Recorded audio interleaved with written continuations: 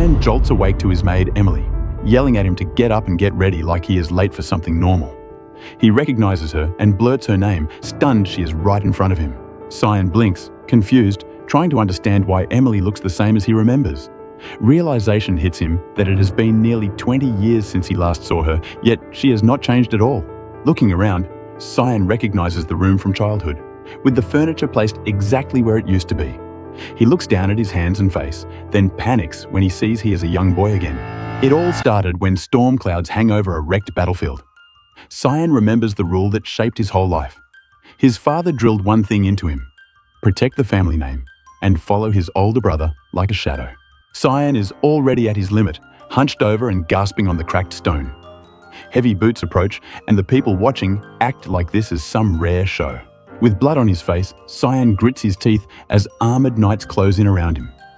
The crowd talks about how one lone fighter has been holding off the best warriors on the continent. Bodies and blood stain the ground, showing Cyan really did fight a whole squad. Then his enemy, Boris, steps forward, smiling like he owns the place, and praises Cyan for being the famous hero's younger brother. Cyan lifts his head and recognizes Boris right away, his anger flaring. Boris answers with a nasty grin, like he has been waiting for Cyan to break. Cyan swirls dark red-black power around his hand and demands to know who sent Boris. Cyan guesses that the order came from the Emperor, and his cursed energy surges even harder. Boris recoils when he feels that vile black mist, realizing the rumors are true. Cyan's aura explodes outward, and Boris calls him an assassin tied to the mist. Still acting superior, Boris talks about the mist as a stain on their world, and plans to report Cyan as a heretic rebel. Cyan basically tells him to try it, because Boris might not have a mouth left after this. Boris laughs and claims he set a high-grade magic barrier, trapping Cyan inside. From Boris's view, Cyan has no way out, but Cyan's mind is racing because he has to warn his brother and find who is behind the betrayal. Cyan decides he will tear everything down, barrier or not, and he starts to gather power for a final burst. A calm voice cuts in and tells Cyan to stop, and metal armor clinks as a new figure steps between them. Cyan freezes mid-surge, and the old words from his father echo again, tying Cyan's worth to his brother's success. Then the gold and black armored hero appears in full view, and the sound of his gear rings out as he stands firm. Cyan turns, shocked, trying to understand what he is seeing. Standing there is Ashel, Cyan's own brother, with Boris bowing at his side like a servant, and the truth hits Cyan like a punch. Cyan's knees give out, and he drops to the ground, still gripping his weapon. Ashel looks down and calmly says Cyan's eyes show he still does not get why Ashel came. Ashel steps closer, towering over Cyan like a wall, and Cyan stares up in disbelief. Cyan asks what this means because the brother he followed his whole life is standing with the enemy. Ashel praises Cyan for doing his duty, saying it was for the family name and the people. Then Ashel adds the cruelest part. Cyan did it for Ashel himself, and Cyan's face goes blank from the betrayal. Ashel claims he is here to lift the burden Cyan carried for decades, acting like he is doing Cyan a favor. Cyan, trembling, asks if he did something wrong while clenching his blade tighter. Ashel repeats the question like Cyan is stupid for even asking. Then he declares the black fog means Cyan is no longer human, just a vile murderer, and Cyan's aura wavers as the accusation sinks in. Ashel says Cyan has been deceiving everyone all this time and demands Cyan admit his sins. Cyan can barely process it, whispering the words murderer and heinous sins like they do not fit his life. Rage finally boils over, and Cyan's mind flashes through the big events of this world. The Imperial Crown, the Demon Army, and the long war that shaped the continent. That history is exactly why Cyan cannot accept being thrown away now. The same bitter memories keep crashing through Cyan's head, like his whole life is being used against him. Each image feels like proof that Cyan was only ever a tool, never a person. Ashel's back is lit by harsh light as Cyan thinks about how he supported Ashel's every success.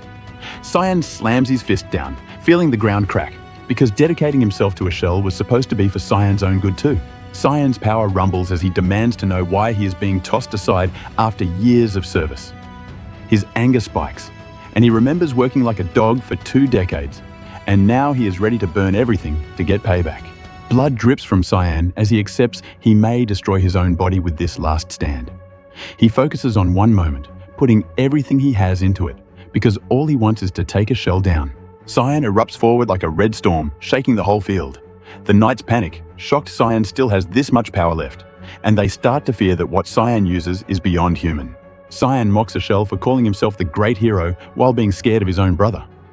Eshel's face tightens, teeth grinding, but he stays silent and prepares to answer with force. Cyan launches himself in a blur, swinging his cursed blade with everything he has. The attack slams into Eshel's defense, sparks and metal screams filling the air as Eshel holds his ground. Cyan tells himself he only needs one clean hit to end it, aiming for a spot that cannot be healed. Eshel counters with his own crushing strike, and their clash turns into a fast, violent exchange. The same deadly intent keeps flashing through Cyan's mind as he commits to that single finishing blow. Then, a massive impact detonates between them, exploding light across the battlefield. Cyan's eyes widen when the force snaps his attack off course and sparks fly. Eshel looks back in irritation, blaming Boris for interfering at the worst time, while Boris coldly calls Cyan a poor fool. A sudden golden strike pierces through Cyan's momentum, and his body jerks from the hit. His cursed blade skids away across the stone, scraping and clattering as it spins out of reach. Eshel stands over Cyan and says he wanted to give him a peaceful end, but Cyan revealed his true colors. Eshel then claims he recognized Cyan's true nature long ago, acting like this was always inevitable. The words hit Cyan like ice, and he staggers mentally, realizing his brother never fully trusted him. Eshel follows up by smashing Cyan down hard, sending him sliding across the ground. Eshel turns away, cape fluttering, and orders everyone to leave, with Boris obeying like a loyal dog. Left behind, Cyan lies on the broken stone, bleeding out, staring up at the sky. Cyan accepts that this is how it ends and calls his own life foolish. His vision narrows to a single eye as blood and exhaustion drag him toward darkness, and he thinks about how pathetic he has become. Just when it feels truly over, something shifts and Cyan's body reacts on instinct. The scene blurs with sudden motion, like time itself is snapping into a new track. The confusion continues as Cyan's senses scramble, and the world refuses to stay still. It feels like a hard reset, with the moment looping in his head while everything rearranges around him. A bright flash wipes the battlefield away, and a new voice calls out for Cyan in panic. The shouting gets closer, and the sound of gasping replaces the noise of war. Emily leans in and calls him again, making sure he is listening. She assumes he is trying to dodge the monthly sparring match, and she tells him to gather courage and go. Cyan repeats the word sparring match, still lost, as the memory starts to click into place. Cyan's mind is spinning because he knows what his future used to be. Outside, the castle of Duke Vert stands tall over the town, and Cyan realizes he is back in the past for real. Staring up at the towers, he confirms this is the same place where everything went wrong. Cyan wonders if this is his life flashing before his eyes, but it feels too real. Then the date anchors the moment. It is decades earlier, the day Cyan will never forget. Cyan remembers this was the year before he entered the academy, and the territory held a sparring match at the start of each month. The Duke himself watched, and Cyan sees his father, Duke Wallace, looking down from his seat. Cyan's opponent is Krantz Vert, his half-brother, the same age, already smug and cruel. Krantz's mother is Margaret, the Duchess, and Cyan remembers how her side always got more attention and respect. Cyan remembers being the illegitimate child, a joke to everyone around him, even when he tried his best. He also remembers the moment his father lost all interest, basically telling him to stay out of the way. Back in the present moment of the past, Emily suggests Cyan forfeit, but Cyan refuses and says he will just win. Even while acting calm, Cyan's face shows he is still tense because he knows he's about to challenge the fate that crushed him. Standing in the courtyard with a rapier, Cyan notices how heavy it feels in his small hands, like he truly is 10 again. Still, he grips the hilt hard and decides this cannot be a dream or an illusion, because no magic he knows could fake this. Cyan glares at his brother and asks himself if he really went back to his past. Across from him, his brother Krantz smirks and acts surprised Cyan showed up, while Cyan quietly decides he can change what happens this time. Cyan turns his head, taking in the crowd and the pressure, then refocuses on the fight. Duke Wallace raises his hand and signals the start, making the whole match official. Krantz charges in with a flashy leap, trying to overwhelm Cyan right away. His blade comes down fast, and he laughs like this is already decided. Cyan reads the motion and realizes Krantz is telegraphing his attack, calling him slow in his own head. With a simple step and a clean shift of weight, Cyan dodges at the perfect time. Krantz stumbles, shocked his first swing missed, and his blade hits the ground with a loud clang. The miss is small, but it is enough for Cyan to see a new path opening. Krantz gets mad and insults Cyan for dodging, rushing again to force a trade. Cyan meets him head-on, and their blades collide with a sharp ring as Cyan finally fights back. Cyan slips inside Kranz's range and strikes with timing, not strength, landing a clean hit that rocks Kranz. Kranz's face twists in pain and panic because he did not expect Cyan to hurt him at all. Kranz loses balance and tumbles to the ground, screaming as the crowd reacts. Margaret shouts his name from the side, her fear turning into anger in an instant. Cyan stands over Kranz with the blade ready, realizing he could end the match by pointing it at Kranz's throat. But even with victory in reach, Cyan admits he is not satisfied because he remembers every year of misery Kranz caused. Cyan's mind flashes to the abuse, Kranz kicking him down for fun, again and again. That cruelty followed him into the academy too, and Cyan's eyes harden as he refuses to let Kranz grow into the monster from the old timeline. Cyan decides he has to crush Kranz so badly that Kranz never even thinks about acting up again. With that vow, Cyan swings down and smacks Kranz hard, declaring that this time he will live for himself. The moment repeats in Cyan's resolve, the same promise echoing as he commits to a new life. Kranz lies there, choking and stunned, and the result becomes clear to everyone. Kranz suffered a crushing defeat. After the match, Cyan learns his father even delayed a planned trip just to meet him, meaning Cyan made a real impression this time. The Duke's personal high knight and bodyguard Jurkin escorts Cyan toward the Duke's office, making Cyan realize things are already changing. Margaret storms up and scolds Cyan for hurting his own brother, acting like Cyan committed some unforgivable crime. Cyan brushes it off as a sparring match and walks past, leaving her shocked that he will not bow his head anymore. As Cyan turns away, he hears Margaret sneer that nobles should not mix with people below their class. She goes further, insulting Cyan's birth and calling him crude, trying to put him back in his place with words alone. That insult crosses a line, and Cyan's eyes flare with a cold, dangerous anger. In his head, a dark question rises, because if he truly wants to change his life, he might have to decide how far he is willing to go. In his head, Cyan weighs the darkest choice, then shuts it down fast. Instead of ending someone, he decides the better revenge is to keep them alive and make their life miserable, piece by piece. Back in the manor, Margaret tries to talk like everything is normal, bringing up the academy plan with Kranz. Cyan reads her fear right away and pushes the point, hinting that Kranz could get hurt if things stay like this. Margaret snaps, totally offended that a kid would speak to her like that, and she even swings at him. The hit is loud and meant to put him in his place. Jurkin blocks the bonkers, and Cyan dodges like it is nothing, and even acts polite about it, which only makes it worse.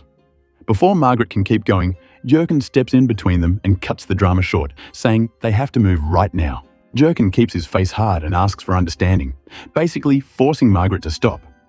Left behind, Margaret just stands there tense, with a maid in the back looking like she wants to vanish. Walking away, Cyan enjoys the power shift, reminding himself that the Duke's orders override even the Duchess. Seeing Jurkin beside him, he feels safe because this knight follows the Duke's command without bending. A knock breaks the air, and they are allowed inside.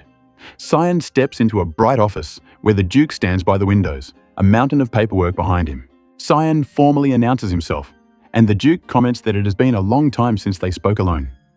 The man finally turns, revealing Duke Willius Vert, ruler of the Western Territory, a legend with a heavy title.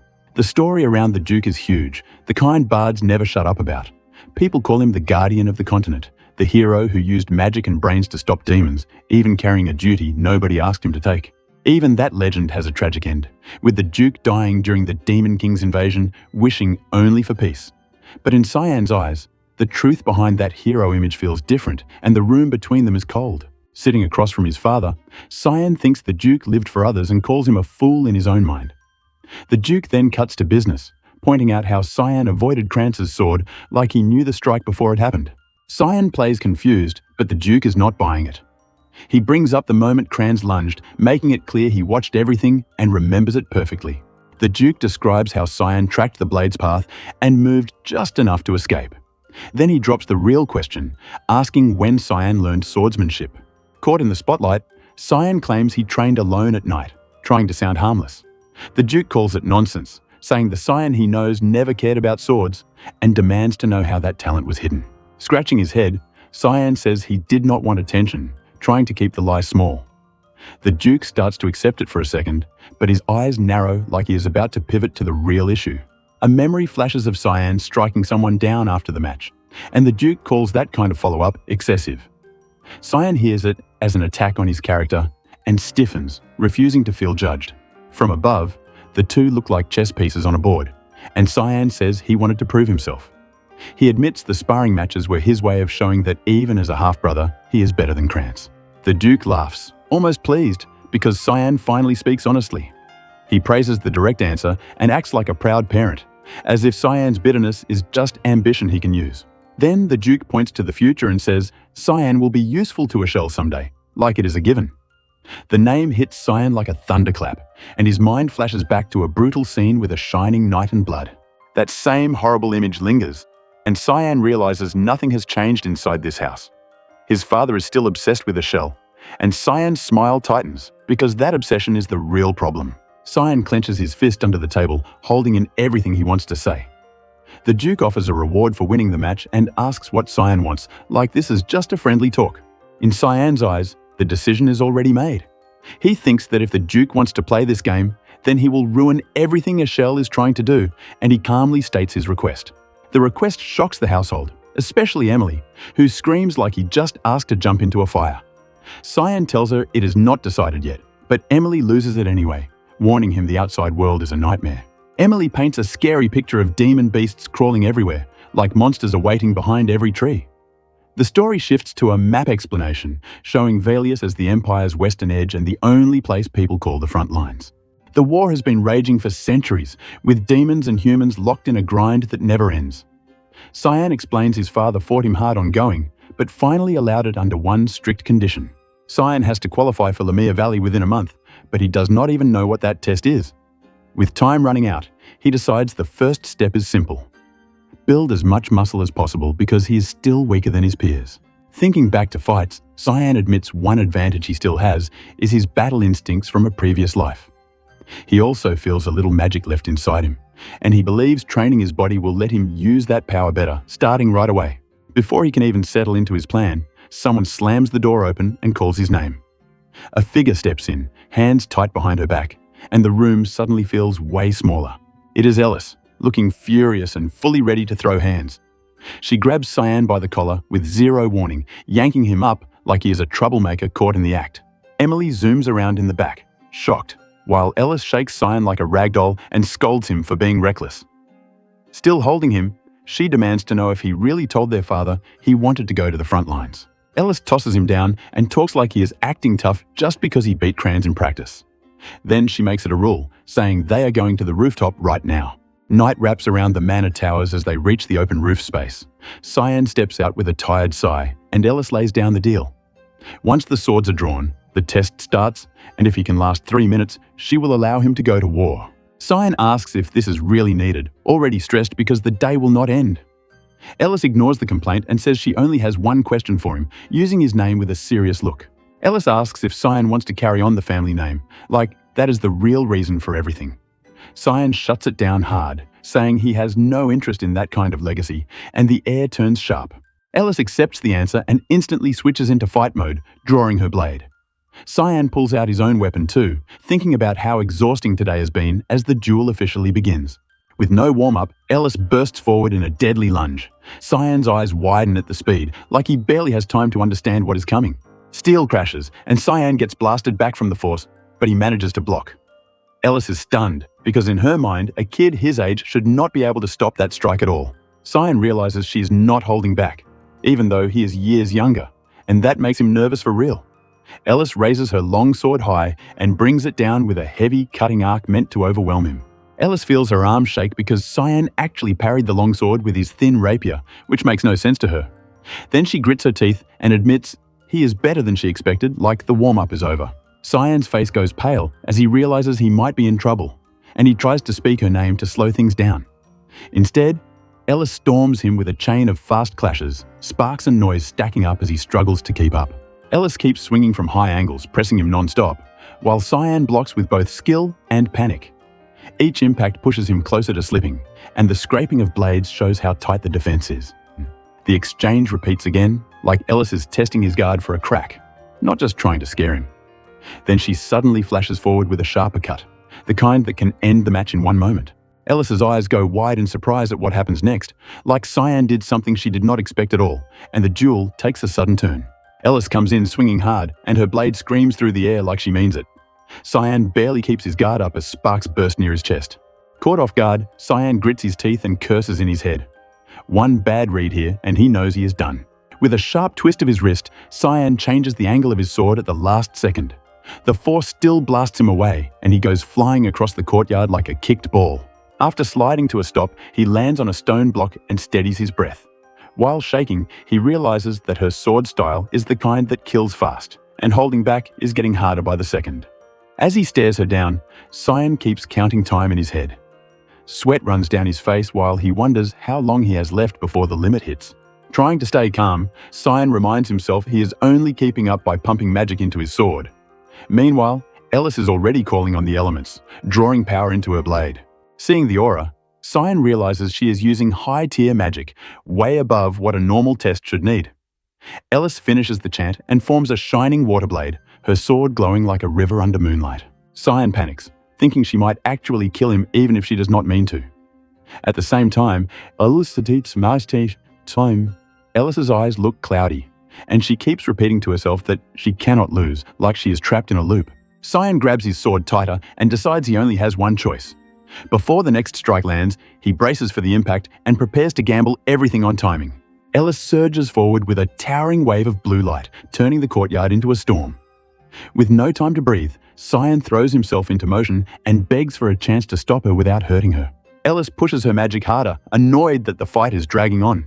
Right then, Cyan's inner voice calls out for Jurkin to stop this, and Cyan swings mid-air as if he's aiming for a save, not a win. Jurkin charges in and slams his weapon into the blast, forcing it off course. The impact explodes above the rooftops, lighting up the whole area like a sudden sunrise. Up close, Jurkin looks tense as he addresses Ellis with respect. He tells her she is going too far, reminding her that the opponent is the young Lord Cyan, not some enemy soldier.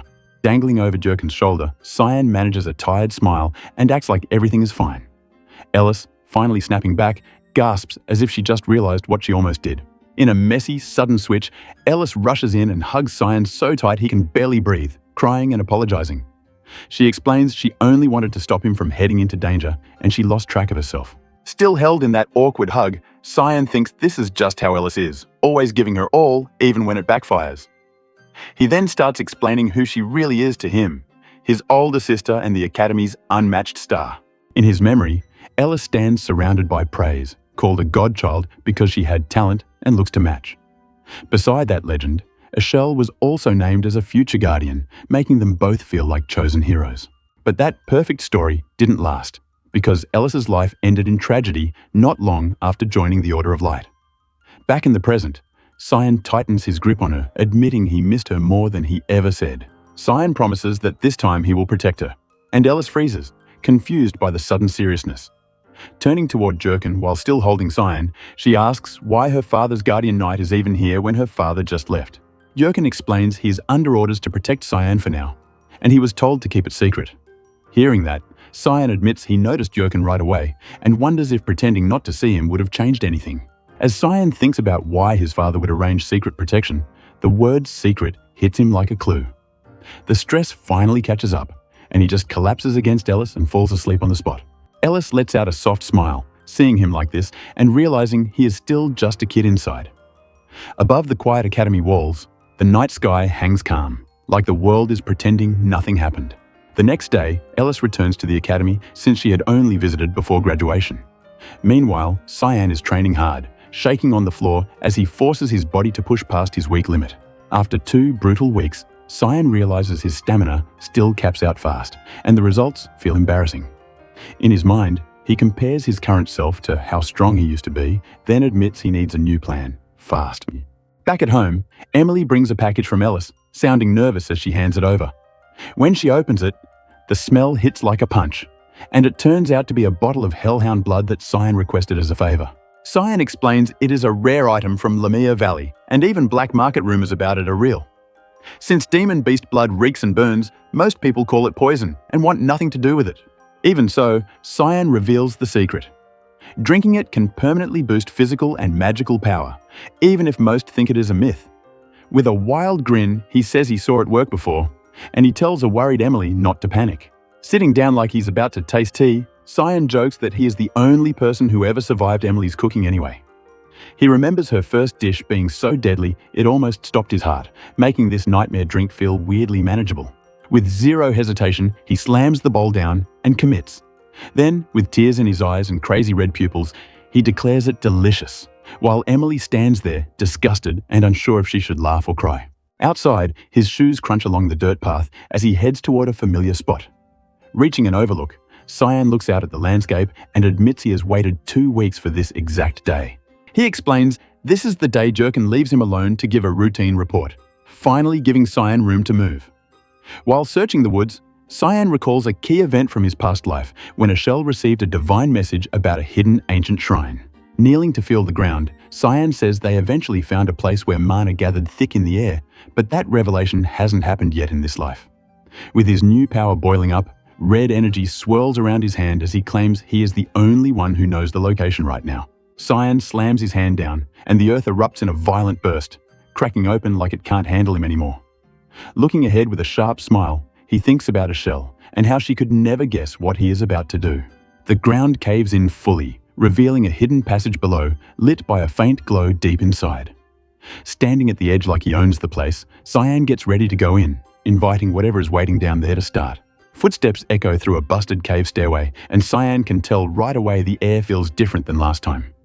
The ruins look like they have been waiting for him, quiet and heavy. While walking deeper, he remembers the stories from long ago, before the gods and demons clashed. Back then, power like this place did not just sit around for anyone to find. A huge chamber opens up, revealing a hidden shrine that used to honor the god of light. Even half buried in rock, it still gives off a sacred vibe. Staring up in disbelief, Cyan realizes this massive holy site was hidden right in the backwoods.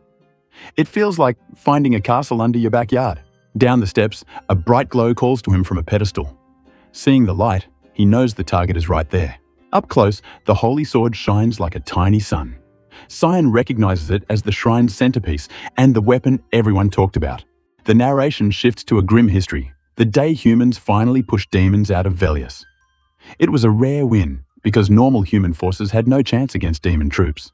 The turning point was ancient relics called the Weapons of the Gods. One of the key relics was a blessed holy sword, famous for driving back the demon army. That same legend repeats in Cyan's head like a warning. If a weapon of the gods exists, it always comes with a price. Then the memory gets personal.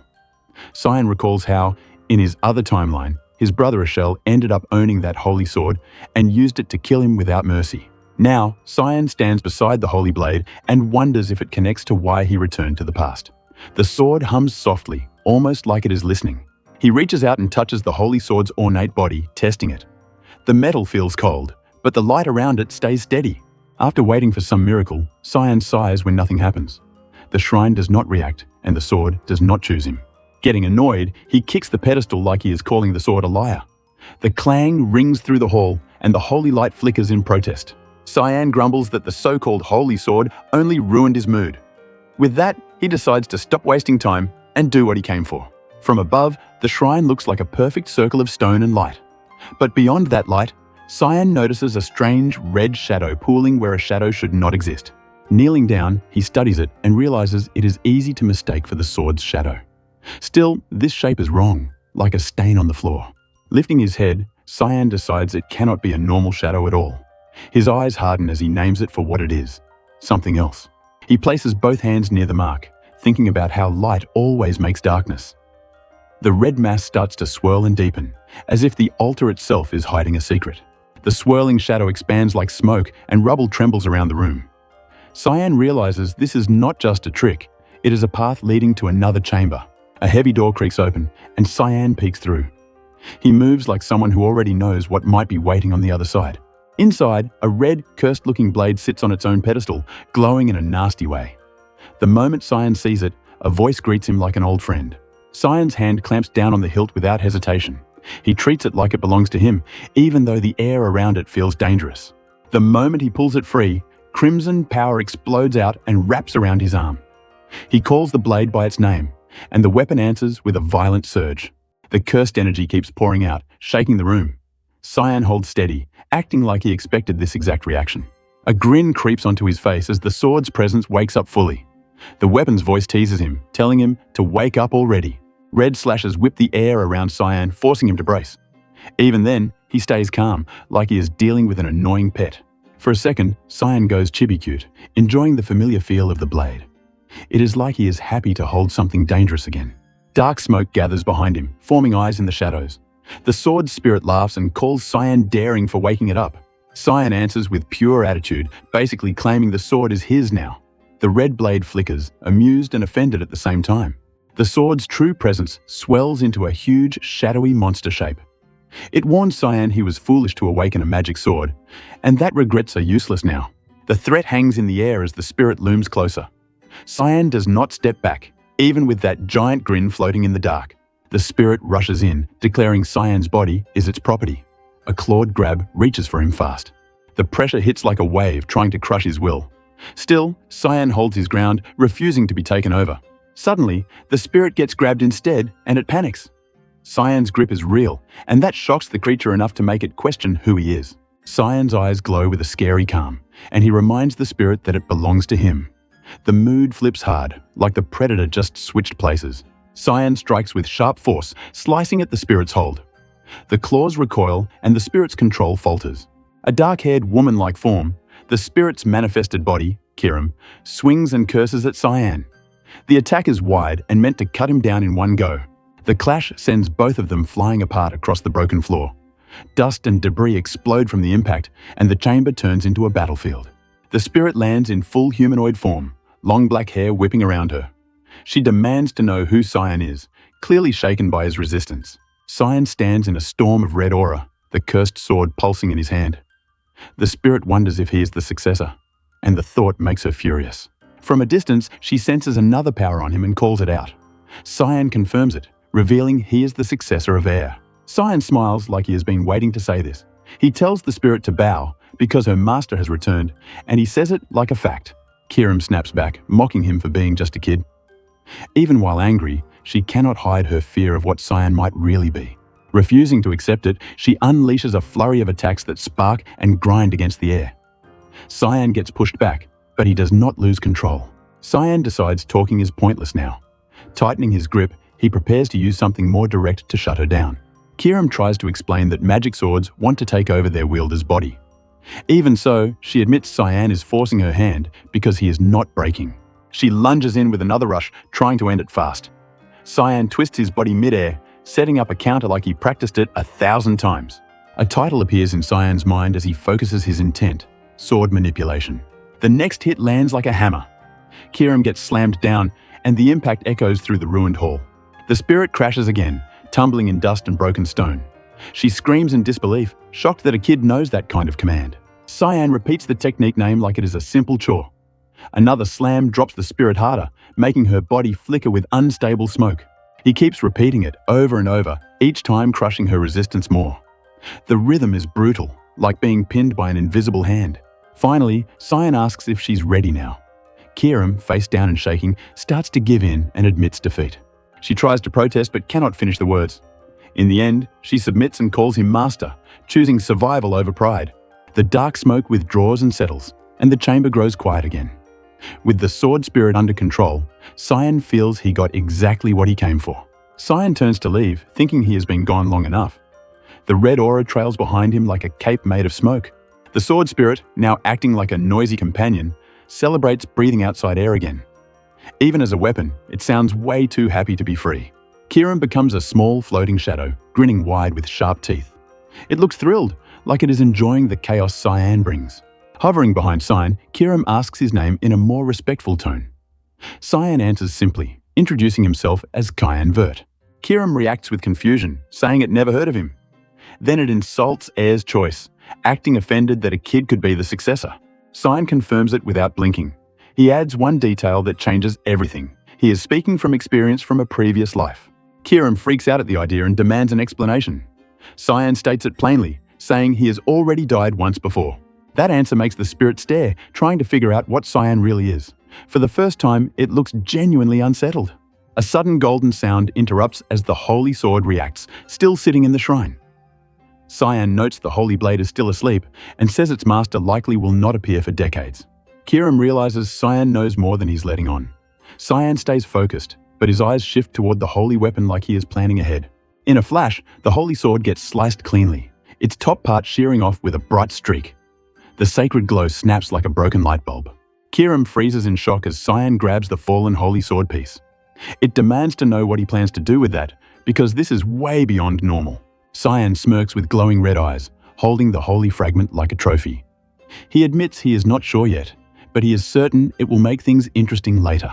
A carriage rolls down a rough road at sunset, heading straight toward a huge estate in the distance. The ride is loud and shaky, and one bad bump makes the wheel groan like it might snap. The carriage finally stops, and the door swings open. Caught in the warm light, Cyan steps out and thinks about how fast time passed, because today is the day he promised to prove himself. In front of a line of knights, Cyan bows low and formally greets the Duke. Watching him closely, Duke Wallace asks if Cyan is still set on going to the front lines, and even offers him a chance to back out. Without hesitating, Cyan answers that he is fully determined, because his heart is already there. Seeing that resolve, the Duke signals for the test to begin, and an armored knight moves to carry out the order. Jurkin swings his arm and pulls out a rolled item with calm control. Seeing that, Cyan narrows his eyes, realizing it is a magical scroll and wondering what kind of monster they plan to call. The scroll flares with a blazing red magic circle, and sparks explode outward like lightning. In a flash, the ground lights up, and something huge starts forming right in front of everyone. A massive claw slams into the dirt, cracking stone and kicking up dust. As the beast rises, its mane burns with fire, and Cyan recognizes it as a hellhound. Keeping his voice steady, Cyan judges it as a demon beast from Lamia Valley, and notes that they prepared this test with real effort. Behind him, a knight grips his weapon, ready to jump in if things go wrong. Cyan notices the group watching from behind, and he can tell they will interfere the moment the danger becomes real. With arms crossed, Duke Wallace reminds everyone that bold words come with responsibility, and that Cyan must prove his choice through this trial. Jurkin, the knight commander, looks serious as he repeats the idea of a trial in his head. His hand tightens around his weapon, like he is preparing to act the moment Cyan slips. Earlier in the castle yard, Jurkin faces Cyan and asks if the kid really wants to spar with him. Cyan explains that only a few days remain until the deadline set by his father, and that swinging at air will not be enough practice.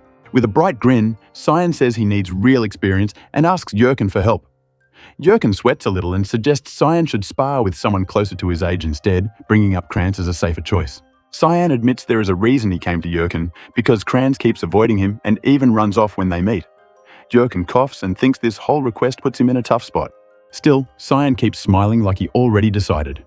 Giving in, Jurkin agrees but says he will only use his scabbard and focus on defense, telling Cyan to attack as much as he wants. Cyan thanks him and steps forward with his practice blade, adding one more request. As he speaks, his eyes suddenly turn sharp and glowing, and he orders that whatever happens in this sparring stays a secret from the Duke. Jurkin pauses, confused by that sudden change, like he just felt something off. In the next instant, Cyan bursts forward so fast his movement blurs and the air behind him snaps. Cyan slams in with a heavy strike that crashes against Jurkin's guard, forcing the big knight to brace hard. Shocked, Jurkin realizes the blow has real weight, and it makes no sense for a child to hit like that. Not letting up, Cyan darts to the side and swings again in a smooth, fast flow. Jurkin's eyes widen because Cyan's speed is way beyond what he expected. Trying to track him, Jurkin turns, but Cyan is already above, flipping through the air like he teleported. Jurkin stares up, stunned, wondering when Cyan even got there. Jurkin grits his teeth and prepares for impact. Cyan drops in with another fierce slash, and the clash rings out again and again as the scabbard scrapes and blocks at the last moment. Cyan keeps chaining attacks, swinging in wide arcs that force Jurkin to retreat and parry non-stop. Then Cyan raises his sword for a straight, heavy downward cut, pressing the knight even harder. The strike crashes down, and Jurkin barely meets it in time, the shockwave pushing both of them apart. Cyan lands lightly and backs off with controlled steps, like he is already measuring the next move. From a distance, Jurkin praises Cyan's effort, and Cyan politely thanks him for the help. Even while speaking, Jurkin looks shaken, realizing the weak young lord he knew is gone. Cyan smiles with sweat on his face, proud but still calm. Thinking back to that sparring day, Jurkin becomes confident that Cyan has changed enough to face any test placed in front of him. That confidence snaps back into the present as the flaming hellhound charges Cyan again, growling like a furnace. Its paws hammer the ground, and the impact shakes dirt and rocks loose. Cyan draws his blade and focuses, tracking the beast's rush without panic. With a clean motion, he he slices across the hellhound's path, aiming for a quick kill rather than a long fight. The cut continues through, and Cyan uses the momentum to spring away, kicking off the ground and spinning back. Behind him, the hellhound's flames explode outward as it stumbles and the air booms from the force. Mid-move, Cyan admits to himself that he is still not strong enough to trade blows head-on with demon beasts. Choosing speed over stubbornness, he decides to end it fast and commits to a finishing strike. Cyan flashes in close again, hands steady and eyes locked on the target. His blade bites deep with a brutal slice, cracking through flesh and bone with a heavy crunch. The hellhound's huge body slams down hard, sparks and fire scattering as it collapses. Around the battlefield, the watching knights tense up, stunned that the boy just dropped the beast so cleanly. Duke Wallace's mouth curls into a satisfied grin, like he just saw something he wanted to see. Looking at the corpse, he calls it a waste, coldly noting how much blood was spilled for this single test. Cyan pulls his blade free with an awkward smile, joking in his head that carrying a cup for all this blood would make him look insane. Behind him, Duke Wallace claps and praises Cyan openly, while Jurkin stands back, still processing what he witnessed. With the clapping done, Duke Wallace declares that Cyan has proven he is worthy of going to the front lines. Cyan bows with real gratitude, thanking his father and accepting the approval like it is the key he needed. Just as Cyan relaxes, Kiram swirls beside him and calls him master. Kiram complains that Cyan treats her like some useless kitchen knife, while Cyan calmly answers that it is a magic sword, not a normal tool. Kiram snaps back, demanding to be used and whining that it needs blood to gain power. Cyan looks down at the dead hellhound, while the spirit begs for just one sip, acting way too excited for something that lives in a weapon. Still floating around, the spirit suddenly reassures Cyan that he has nothing to worry about, then zips off with a smug look. Cyan's eyes glow red as dark energy coils around him, and he tells Kiram he will be using it a lot very soon, promising it should just wait. Hearing that, Kiram yells back in frustration, complaining that Cyan should have awakened it sooner. An ogre raid hits out of nowhere, and the alarm turns the whole camp into chaos. Hearing the warning, the knights start banging orders through the line, telling everyone to lock in formation and wipe the monsters fast. Duke Wallace loses his chill and pushes a brutal order to leave no survivors. Right after that, the Holy Knights raise their blades and release shining restraints meant to pin the charging brutes in place. A huge flash blooms like a small sun over the battlefield, and the ogres snarl as the magic circle locks under their feet. Dust and shockwaves roll out, but the monsters keep stomping forward through the glare. Even bound, a big ogre tries to power through, slamming the ground and shaking the area. Seeing that opening, Wallace gives the charge order, and the cavalry thunders in. A high knight darts in with a clean, curved slash that bites deep into an ogre's side. The follow-up comes fast. Another sweeping cut meant to finish the job before the creature can swing back. The ogre roars and forces its way forward anyway, still dangerous even while pinned by glowing lines. Closing the distance, the knight drives in with a spear thrust, aiming for a quick takedown. The ogre swings a heavy club and clips the attacker, sending the knight flying. That hit lands like a hammer, and the battlefield momentum shifts for a second. Meanwhile, Cyan merely watched. Nearby, Emily panics when she sees her lord step close to the fight, begging him to be careful. While she freaks out, Cyan looks around like he just came back to a place he knows too well, calling the whole front line a living nightmare. Cyan's father checks on him from the saddle, asking how it feels to be on the front lines, and Cyan admits he's tense. Instead of comforting him, Wallace gives a hard lesson. Soldiers die fast out here, so never drop your guard. With a forced smile, Cyan promises he won't forget, acting like this is just another normal day in hell. Around them, the war machine runs non-stop, with multiple battles a day and strict response plans, even catapults launching fire across the sky. The skilled High Knights are the key pieces, pushing demon beasts back step by step. Explosions keep booming in the distance, and the camp stays on edge like it's never truly safe. Later, Cyan slips into the tent assigned to him, and he notices it's placed far from the front. With so many guards posted around, he realizes hunting anything for Kiram is going to be a problem. Cyan thinks he might have to wait until night to make a move. Inside the tent, he catches Emily doing something strange under a blanket, and he calls her out. Emily blurts out that Cyan's father warned them they could die at any time out here, and Cyan dryly tells her to just go home if she's that scared. That only sets her off more, and she screams that he can't manage without her. Emily doubles down, saying the place is crawling with demon beasts and someone has to take care of him. Then she suddenly switches modes and runs off to prepare supper, leaving Cyan mid-complaint about his cape and everything else. Once she's gone, the tent drops into awkward silence, and Cyan stands there alone. Annoyed, he decides maybe he really should send her back, because she acts like she has zero respect for her master. Cyan yanks at the bedding and puts a stuffed toy that looks like him which he made her as disguise. After a breath, he turns away and says that should do it, like he's made up his mind. Emily wakes up and asks if he's going out to train too, still half asleep and rubbing her eyes. She praises him in her usual clingy way, saying his father would be proud, which only makes the mood weirder. Not wanting a long talk, Cyan pulls up his hood and tells her he'll be back, reminding her he's counting on her like always. Over his shoulder, he makes it crystal clear she stays in bed, and she agrees without understanding what he's really planning. As night falls, security tightens across the frontier, but Cyan still slips out into the dark. Running through the rocky paths with red aura flickering around him, he decides this is his only chance. Cyan activates a technique that drops his body and presence like heavy fog sinking over the ground. Ahead, a pack of flaming demon wolves appears, and he notes this is a high-risk zone packed with monsters. Instead of backing off, Cyan sees the danger as perfect practice to test Kiram. He draws the cursed-looking blade, and Kiram's hungry voice pushes through, excited about blood. The sword's energy swirls like a storm, and Kiram begs to cut something right now. Quietly agreeing, Cyan gives permission, and the wolves rush in with blazing jaws. Cyan launches forward with a savage swing, the blade carving a wide arc through the air. The slash detonates into a streak of red power, ripping across the pack in one violent sweep. A tight glare flashes from Cyan's eye as he commits to the kill, controlling the blade with cold focus.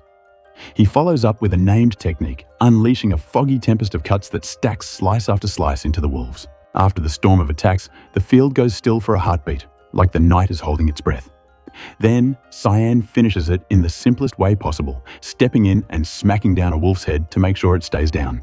With the fight over, he casually pulls out a wooden mug like he's on a picnic, not a battlefield. While the blood is still fresh, he takes a calm sip, acting way too relaxed for someone covered in red aura. The drink hits, and Kiram reacts like it's the best thing ever, getting even more fired up inside Cyan's grip. Cyan says they'll keep training like this, but Kiram complains it'll take forever if they only hunt weak mutts. Cyan stays confident and tells the blade not to worry, since the night is long. Turning back toward the dark hills, he sees even more monsters gathering, and Kiram practically shakes with excitement. Far away under the stars, a guarded convoy rolls along the cliff road, protected by riders and escorts. Inside one carriage, the mood is tense, and someone warns that the front lines are simply too dangerous. A maid tries to convince the Imperial Princess to turn back while there's still time, but the princess refuses to be treated like a child. She declares she must help her father, the Emperor, and she won't allow any more talk about retreat. The maid swallows her fear and accepts the command, even though she looks stressed. Trying to shift the topic, she brings up a detail from the front lines about a noble's youngest son being stationed there. Hearing the name, the princess reacts sharply, surprised a duke would send his youngest to the front, especially someone her age. The maid explains the boy volunteered, and she even suggests the two could become friends. The princess instantly rejects that idea, acting embarrassed and pretending she doesn't care at all. She turns away to sleep, while the maid stands there sweating, caught between relief and panic. After a pause, this Sun Sun princess quietly asks for the boy's name anyway, unable to hide her curiosity. The maid finally says it. It's Cyan, the same Cyan Vert. That name lands hard, and the princess repeats it under her breath, like she's testing how it sounds. With moonlight spilling into the carriage, she stares out with sharp eyes, clearly realizing this Cyan Vert might matter a lot more than she expected. A giant bird monster gets slammed mid-flight, feathers bursting out as it screams and drops like a rock. Right away, Wallace barks orders to check for any hurt soldiers. The report comes back clean, so he tells everyone to move fast back to camp. Before leaving, Wallace pauses with a cold look, then steps on a fallen beast like it's trash under his boot. Nearby, Cyan stands over the bodies, catching his breath while knights in white cloaks stand guard. When asked if he's getting used to the front lines, Cyan keeps his face calm. Cyan answers with respect, saying the battlefield is teaching him every day. Hearing that, his father sounds surprised and proud that Cyan didn't beg to go home. Cyan flinches, sensing something off in his father's tone. His father then tells him to come early to his barracks because he has something important to discuss. Left staring under the red sky, Cyan realizes he has never seen that kind of look on his father before. Then the ground suddenly shakes with a heavy blast somewhere nearby. A massive creature erupts from the earth like a living disaster. Cyan skids back and recognizes it as a death worm, confused because it shouldn't be this close to the valley entrance. The same ugly truth hits again as the monster's huge body keeps moving, making the ground rumble like it owns the place. Cyan braces himself, knowing this isn't normal at all. Kiram's voice whispers from the cursed blade, offering to take control for a moment. Cyan calls out her obvious plan, but the battlefield stink and the bubbling poison in the air don't give him many options. The deathworm's body steams and bubbles, and Kiram mocks how small cuts won't matter because it heals too fast. Cyan admits to himself she's right, because the fight is going nowhere the normal way. Looking at the dead beasts around him, Cyan thinks about how far he's pushed his body, even drinking monster blood to survive. When the deathworm dives in for a crushing bite, Cyan decides he has no choice anymore. Cyan lets Kiram play, and dark mist erupts as a magical sword form appears. In a storm of slashes, the blade finally bites through, and the deathworm's thick hide is treated like paper. With the moon behind him, Cyan launches another named strike that rains down like glittering petals made of steel.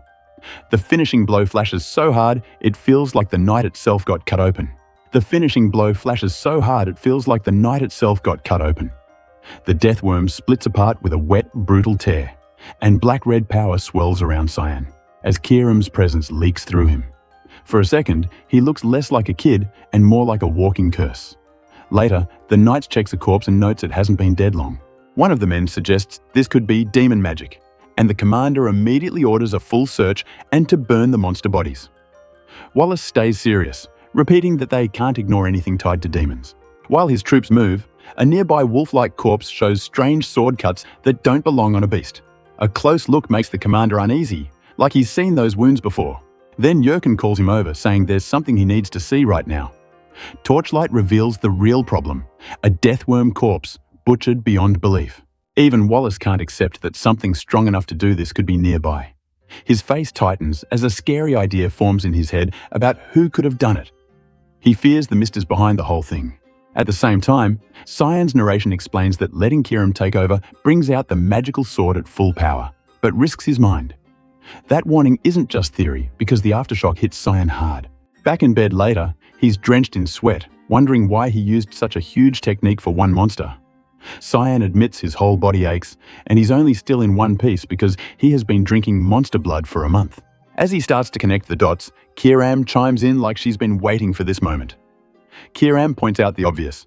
Cyan looks like a little kid, but nothing about how he acts is childish. She lists his strange experience, how he knows the valley well, and how his sword style feels like decades of training. The same accusations keep piling up, and Kiram goes for the kill shot by reminding him he once said he died before. With a nasty grin, she claims there's no doubt left about what happened to him. Cyan stares ahead as Kiram states it plainly. He returned to the past. Cyan acts like this should be obvious, which makes even Kiram pause like she missed something important. Kiram snaps back, annoyed that Cyan never explains anything well, and Cyan brushes it off as a long story. Still, Kiram shifts to the bigger point, saying it must have taken a monster to kill someone like him. She claims the one who killed him was tied to the holy sword Duran Dark, and that it was either a fair duel or betrayal. Then she leans into betrayal, saying Cyan's reaction to that sword said everything. Kiram pushes further, saying this means Cyan is chasing revenge, whether he admits it or not. She ends with a threat dressed as advice. If he shows even a little weakness, she'll take his body for good. Cyan instantly shuts that down by tossing something at her and smacking her out of the air, telling her to stay in her place. Kiram spins around dizzy and smoking, clearly not used to being handled like that. Cyan smirks, thinking Kiram never changes, and promises himself he won't let her run wild. Outside, the camp is full of murmurs, and Cyan moves through the tension with his hood up. Soldiers look jumpy and unsettled, and Cyan notices the mood right away. Emily rushes to him, surprised he's awake, and he asks her what the chaos is about. Emily blurts that they found a high-level monster near the valley entrance last night, and she can barely keep calm. Cyan immediately suspects she's talking about the deathworm he destroyed. Emily explains it's rare to discover something that dangerous so close to camp, and Cyan presses her for any other details. Her face freezes, like she suddenly realizes Cyan cares for a reason she can't see. Cyan pushes harder, asking if anyone saw a suspicious person or anything linked to him.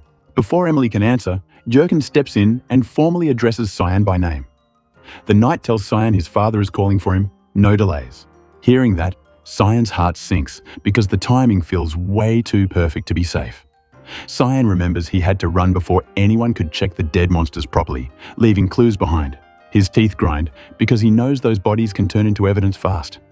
Cyan enters the barracks and bows like the perfect young noble, while thinking his father will definitely notice something is wrong. Inside, his father greets him in a calm, heavy voice. His father tells him to sit, staring him down with that sharp, judging gaze. Cyan's chest pounds as he tries to keep his expression from cracking. The silence drags on, and Cyan can almost hear his own heartbeat, knowing whatever comes next could change everything. Morning hits the command tent, and Cyan gets called in to face his father at the big map table. With that calm but scary look, his father tells him to sit down, like he already knows something is off. Cyan's heart pounds while he tries to act normal, but he can tell the real question is coming. Not wasting time, his father says he'll be direct and asks what Cyan did last night. Trying to dodge the trap, Cyan claims he was tired and slept early. Even then, his father's eyes stay sharp, remembering the monster wounds from last night that looked way too much like Cyan's style. His father wonders if he's being silly for suspecting a kid, yet the doubt won't go away. Cyan asks why he's being questioned, while the scene of the dead deathworm hangs over them like proof someone strong was there. Cyan keeps the same innocent face, pushing the question back at his father. After a pause, his father says he assumes Cyan has heard about what happened near the camp, testing him without fully accusing. The father explains the camp is still investigating, but the signs point to a covert assassin group called the Mist. Hearing that name, Cyan's expression tightens, because that group is not a normal rumor. To make it clear, the father gives a quick history lesson, saying the Mist has existed since ancient times, and their real goal is unclear. What people do know is simple and ugly. They have murdered nobles again and again in the name of purging. He adds that they were known for leaving behind a black mist, then suddenly vanished centuries ago. But last night's deathworm corpse was giving off that same black haze, like the past just crawled back into the present. The father connects the black mist to a dark god and says that Mark is the source of the mist's power. Then he drops his main point. If his gut is right, the Mist are the ones who slaughtered the deathworm and the other monsters. Inside, Cyan is stunned his father figured out so much just from the wounds. Still, the father tells him the reason for their return is unknown, orders caution, and says he'll report it to the Empire and investigate more. Once the pressure eases, Cyan relaxes and thinks he got lucky and slipped off the hook. At the same time, his father decides linking Cyan to an ancient assassin group is too ridiculous and reminds himself Cyan is just a boy. With the scary topic shut down, his father changes gears and asks if Cyan knows who is visiting today.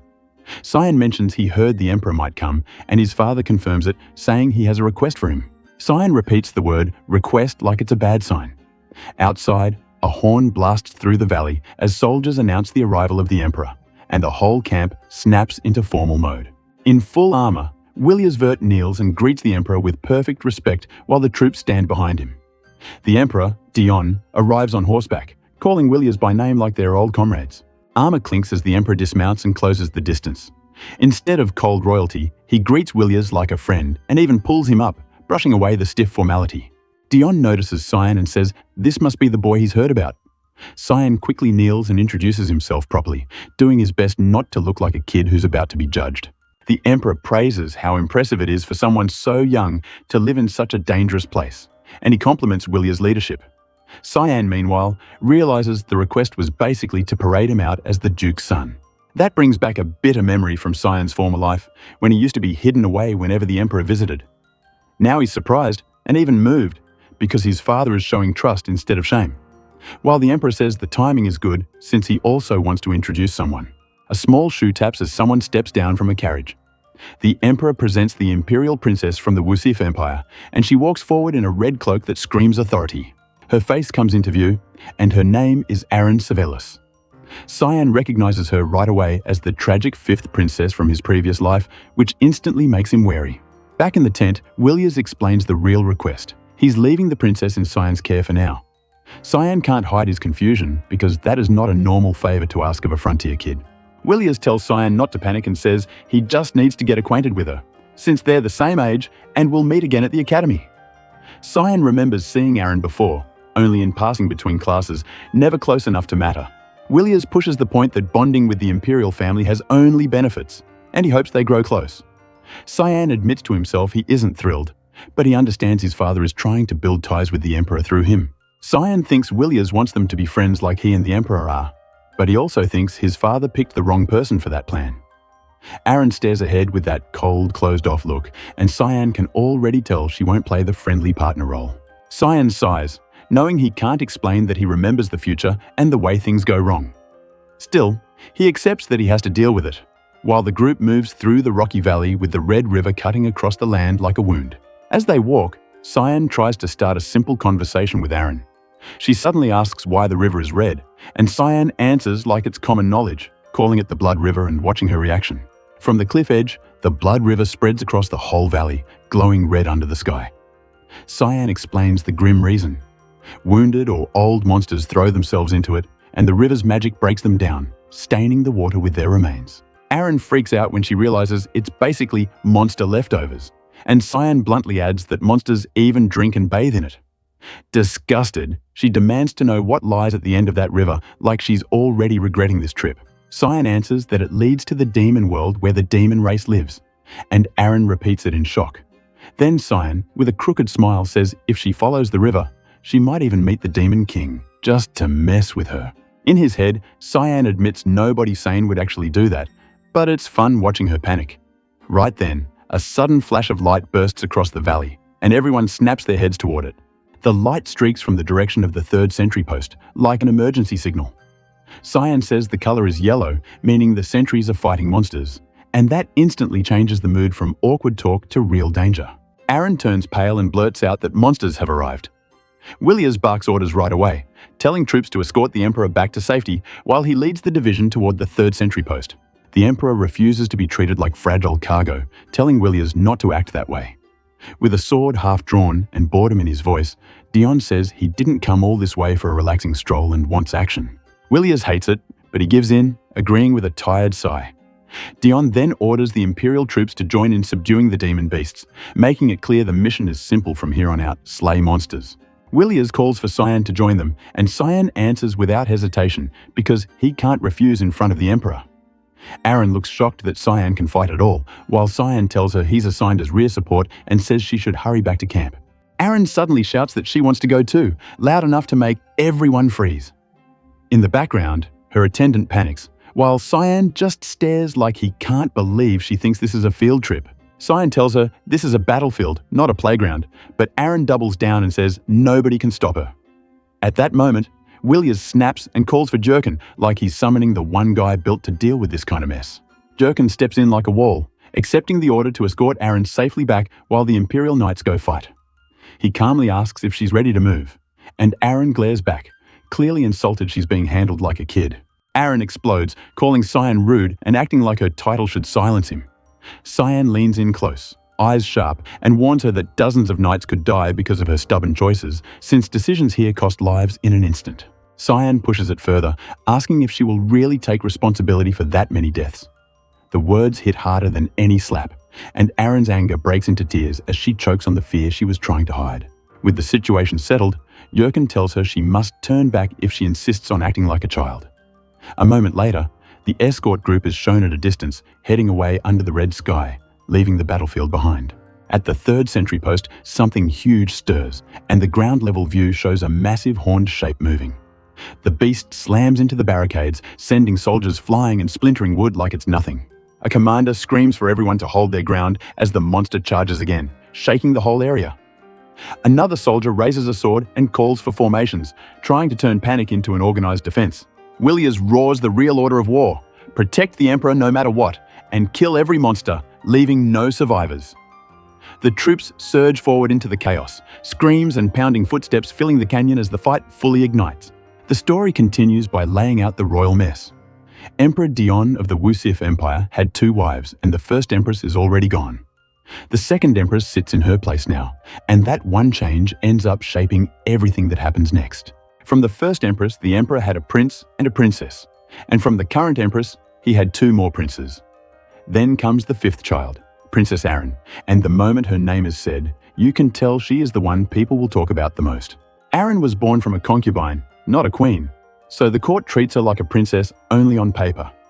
Even with that label hanging over her, she refuses to live while staring at other people's opinions. Instead of acting wild, Aaron does everything expected of an emperor's child and throws herself into study. Still, the palace is the palace, and plenty of people watch her like they are waiting for her to slip. That ugly future gets spelled out fast. She's framed as a traitor, kicked out of the capital, and dies sick and alone at the border. Because of that, people call her the tragic princess. Hearing that, Kiram rubs it in by saying she should have just lived quietly. We snap back to the present where Cyan is in the middle of a brutal fight, swinging hard while trying to keep calm. A huge hit lands nearby with a thunder-like blast, shaking the area like the ground itself is angry. The battlefield is a mess of giant monster bodies and fresh explosions. Another strike slams down and kicks up rock and dust, like someone just dropped a hammer from the sky. Now we see it clearly. Emperor Dion is the one calling down holy lightning, and he is doing it with the confidence of someone who has done this 100 times. The bolts crash into the monster and keep coming until it has no fight left. The narration points out Dion's magic is absurdly high, the kind of power that makes mid-level monsters look like toys. With lightning sparking around his armor and cape, the Emperor stands there like this was never a problem to begin with. Cyan watches with a sweaty, tired smile, half impressed and half worried by how casual Dion is about violence. Right after, the mood flips to something calmer, showing a drink set out, hinting we're about to get politics instead of punches. Inside a tent, Dion sits with Wallace. The Emperor talks about how long it has been since they shared a drink, but Wallace reminds him war rules still matter, and Dion shifts into serious talk. The news is bad. Noble assassinations are spiking across the Wusif Empire, and fear is spreading. Wallace asks if the killings have any shared clue, because this looks planned, not random. Dion explains the victims were corrupt nobles on a secret list, almost like someone is doing the Empire a favor. Wallace also brings up something stranger, saying the crime scenes are covered in black mist, and asks if that rings any bell. Wallace adds he even found that same black mist near their camp, which makes it feel close and personal. Dion admits it could mean the black mist followers are moving again, but he wants it checked carefully before calling it for sure. Even while acting grateful that corrupt people are being removed, Dion says they cannot ignore the fear building in the Empire. Sitting across the table, he hints there is one more worry, something that hits closer to home. That worry is Aaron. Dion reveals certain nobles are using the assassinations as an excuse to accuse his fifth child of being tied to that dark group, and Wallace looks stunned that anyone would target a young princess like that. A bleak image shows Aaron surrounded by faceless threats, making it clear the rumor is meant to trap her. Dion asks Wallace, not just as a ruler, but as a friend, and he demands a promise that if anything happens to him, Wallace will protect Aaron. Wallace answers without hesitation, swearing on his honor to keep her safe.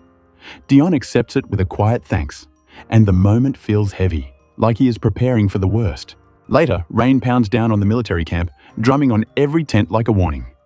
Emily is shocked when Cyan says he is done escorting the Imperial Princess and is going out to train anyway. Inside their shared tent, Emily complains that he just ended that escort job like it was nothing. She nags him about dying alone at this rate, while Cyan stays firm that escorting a princess was never supposed to be some sweet romance story. Cyan heads for the exit, telling Emily he is counting on her again, while she worries about him training in the rain. As he moves, a cloaked figure appears behind him in the stormy camp, quiet and clearly not supposed to be there. Emily notices the presence and panics, shouting for whoever it is to show themselves. The cloaked stranger steps in, and Cyan asks if they were heading somewhere, his guard going up instantly. The hood drops just enough to reveal Princess Aaron's face, wet from rain and looking nervous but determined. Emily instantly flips into fangirl mode, poking Cyan like she can't believe the princess is right there in their tent. Outside, the camp sits under heavy rain, guards posted around the tents like statues. Back inside, Aaron asks how long Cyan has been stationed here, and he answers it has been about a month. Cyan politely asks what she wanted to talk about, expecting some official request. Aaron pauses, struggling to say it out loud, like she is scared her words will be used against her. Not wanting Emily to overhear, Aaron asks for privacy, and even calls Emily out for staring too much. Emily happily agrees and leaves them alone, acting like she's walking out of a romance scene on purpose. Once the curtain falls and they are finally alone, Cyan already assumes there is no chance this turns into anything cute. Man, in real life, he's around 40. Aaron tries to begin, but the awkward silence hangs between them, thick as the rain outside. Aaron starts by apologizing for how she acted earlier, saying she didn't feel worthy of being a princess. Cyan responds calmly and even apologizes for being rude too, telling her he would have reacted the same way if he were in her place. Aaron follows up by saying people recognize Cyan's talent and that he seems more mature than she expected. Hearing that, Cyan steals a careful glance, reading her mood and trying to figure out what game she's playing. Then Aaron mentions she heard Cyan is entering the academy and hopes they can get along. Cyan's expression shifts hard, his eye turning sharp and cold, and he apologizes in a way that sounds like a door slamming shut. Aaron is shocked by the sudden rejection. Cyan tells her that if she really came here to be friends, she should turn back now, warning her like he knows something she doesn't. Aaron tries to push through the sting, saying she only thought they could get along. The mood turns darker as her fear and anger rise, and she demands Cyan answer honestly if he also thinks she is only a princess in name. Cyan doesn't answer right away, and that silence hits Aaron like a punch. She forces a bitter smile and says she understands, acting like he has nothing to gain from her and apologizing for wasting his time. Turning away, Aaron calls the whole meeting her mistake and says she only wanted a normal talk. Right as she leaves, she drops a bomb, saying Cyan is completely different from Lord Eshel, and Cyan freezes like she just spoke a forbidden name. The shock repeats in Cyan's head because Aaron should not know Eshel at all. Before Aaron can step out, Cyan lunges and grabs her wrist, stopping her in place. Aaron whips around, furious and confused, demanding to know what Cyan is doing.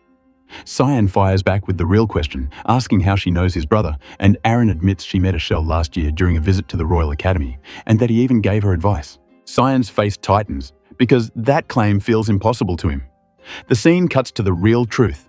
A sinister figure using glowing strings like a puppeteer, hinting Cyan knows his brother is involved in something evil, and that the plan already started. That plan is shown clearly with Aaron strung up like a doll, controlled by those cruel threads. Cyan, now sweating and tense, tells her he has his own advice, and it sounds like a warning meant to save her life. Before Cyan can explain, loud metal clanging erupts outside, and Aaron jolts. In the next instant, the tent is ripped apart by a violent strike, and Emily screams Cyan's title as chaos explodes into their space. Emily yells for Cyan to run as another hit smashes through, sending debris everywhere. Cyan looks back toward Aaron, caught between protecting her and figuring out who is attacking, and the danger keeps closing in fast. A massive impact blows through the camp, shredding fabric and tossing bodies like toys. Soldiers shout that the destroyed tent belongs to Lord Cyan, and they rush in, terrified he might be dead under the rubble. The wreckage collapses further, scattering broken wood and torn cloth across the mud. Emily is left crying in the rain, her face filling the frame as she screams, sure the worst just happened. Through the storm and dust, a shadowy monster shape with glowing eyes looms behind the fallen debris. Emily screams for her lord again as the sound of another heavy rush cuts in. At the border camp, the rain and dust mix as a huge crash hits Lord Cyan's tent. Soldiers panic and rush in, thinking their young lord might be buried under the wreckage. Emily is thrown to the ground as broken wood and stones scatter everywhere. Up close, her face is soaked in rain and tears, and she screams like the world is ending. Through the falling debris, a shadowy monster shape looms. The next beat is just stunned silence under a star-packed sky, like everyone is waiting for the next hit. Back at command, the Emperor snaps for answers, and his officers report the bad news fast. High-level monsters struck the rear camp, and the princess got caught in the mess.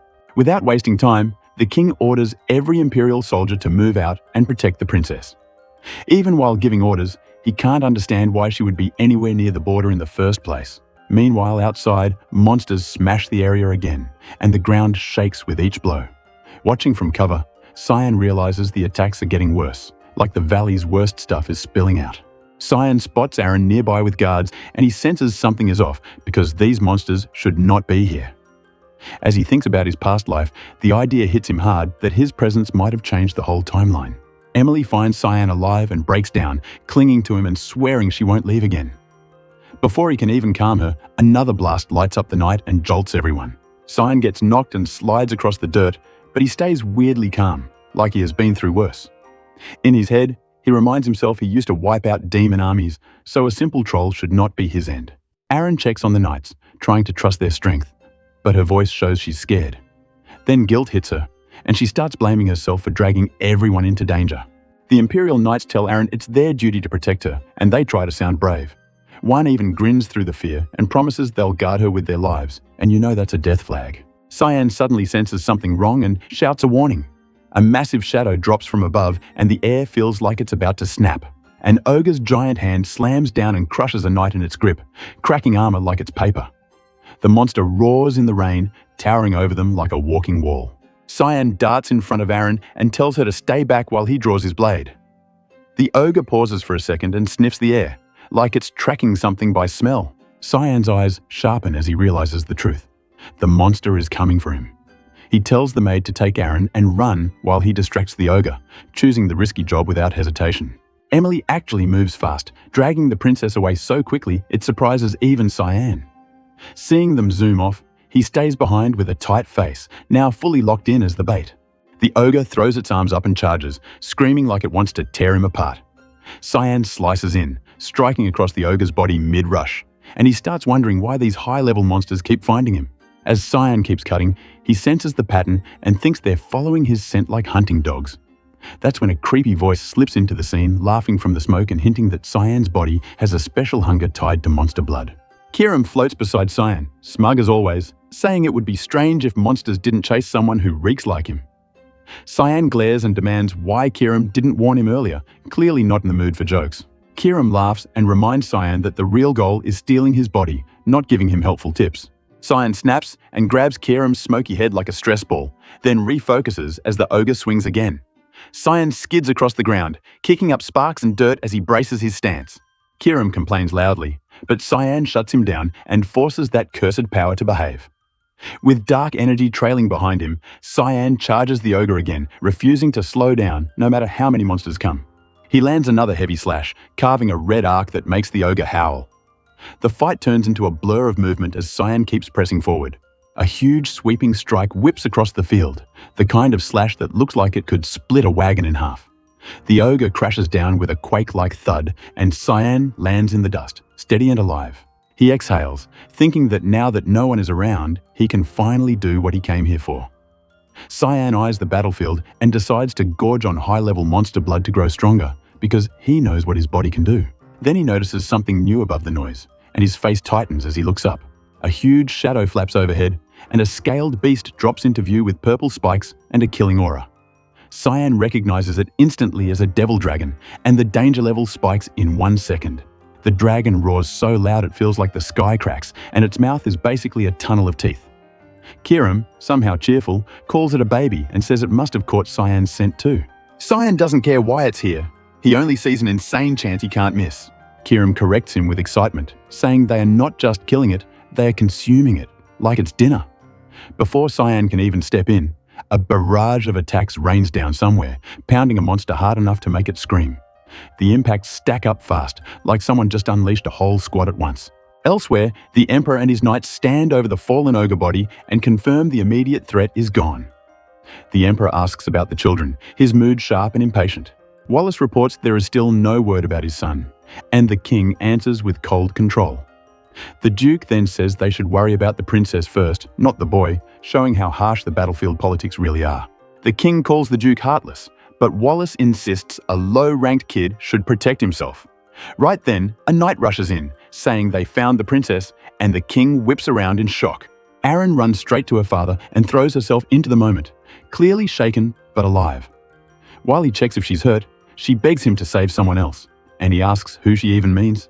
Through tears, Aaron blurts out that the one in danger is the Duke's son, and she blames herself again. The king orders her to calm down and explain clearly, his face turning serious as he listens. Wallace questions Emily and confirms she served Cyan, then demands the truth. With pressure in his voice, he asks what happened to Cyan, and the maid looks like she might faint from fear. Trembling, Emily explains that Cyan lured the monster away to protect the princess, and then both Cyan and the monster vanished. The Duke's eyes narrow into a terrifying glare, the kind that freezes the whole camp. A knight steps forward, claiming he knows where Cyan went, and offers to lead a rescue at once. The king urges him to hurry, pushing action, but the air suddenly feels heavier because the Duke is not moving. Wallace stands with his back turned and refuses to go, shocking everyone.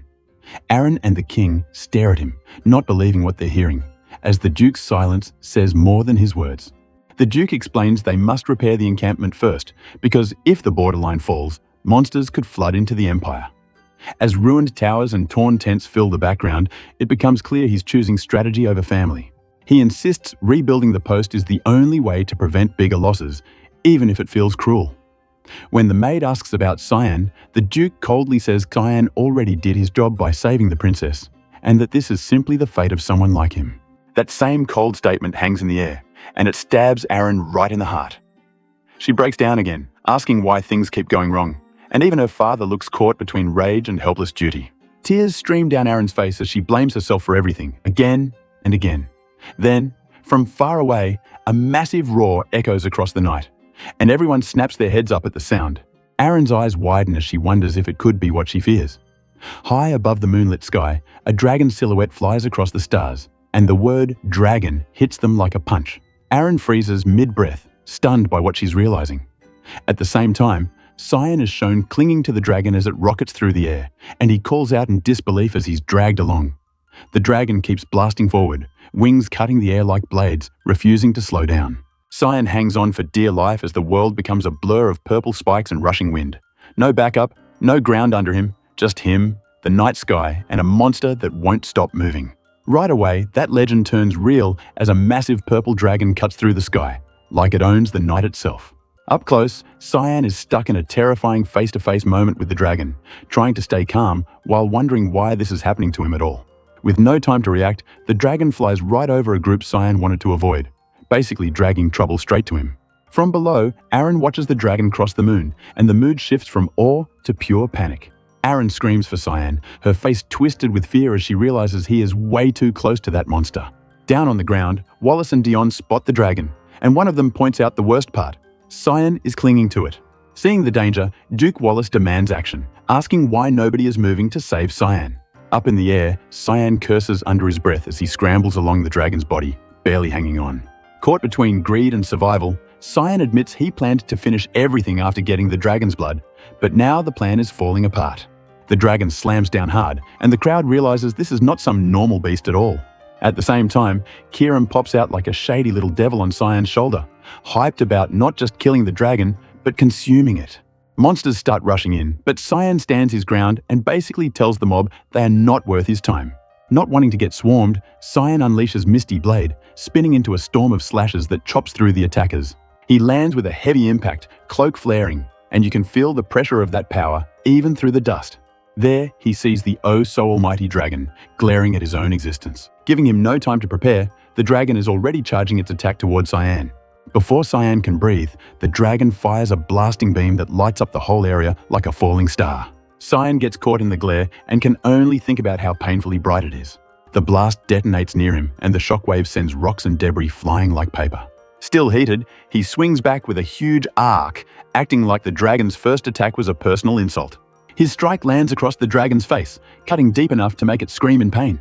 That beam keeps drilling into the ground, tearing up the cliff face and exploding everything it touches. Cyan snaps back with an angry insult, twisting his body mid-air and forcing himself out of the beam's path. The same brutal slash continues, the dragon's roar echoing as blood sprays from the wound. But then the dragon whips its tail with insane speed, and Cyan realizes too late he is about to get swatted. The tail swings down like a falling tower, and Cyan is forced into a desperate drop to avoid getting crushed. Even while falling, Cyan grits his teeth, refusing to accept he is losing control of the fight. Mid-air, he triggers Misty Blade again, pulling his body into position like he is setting up a combo on instinct. He follows it with 8 fluttering petals, hammering the dragon with rapid strikes that land like a storm of hits. In the next moment, the dragon is sent blasting away, his face kicking the walls. After the flurry, Cyan shakes out his arm, admitting it hurts, and that fighting a dragon this early might be a bad idea. Still, he raises his weapon and says he is going for the finishing touches, trying to end it before it adapts. The dragon counters with another violent push, and Cyan gets blasted back, barely holding his balance. From the side, the dragon flaps away, and Cyan calls it a slimy lizard as it tries to flee. Then, the truth hits him. The chance to drink dragon blood was too good to be real, and now the price is showing up. With a cold glance, Cyan starts planning his next move, knowing the wrong choice here means death. He looks down and realizes the mess below is huge, with people everywhere who can witness what he does. Cyan imagines the worst, getting burned at the stake, and that fear lights him up like he is already on fire. Down below, Duke Wallace finally acts, summoning a circle of shining swords that hover like a holy trap.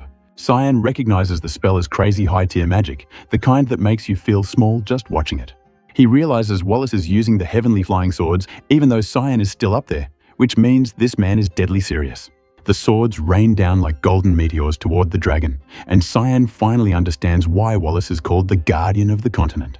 The dragon twists and dives through the barrage, wings snapping as it tries to escape the glowing blades. Even while dodging, Cyan throws out a sarcastic compliment, acting brave when he is really sweating. For a second, it looks like the danger is almost over.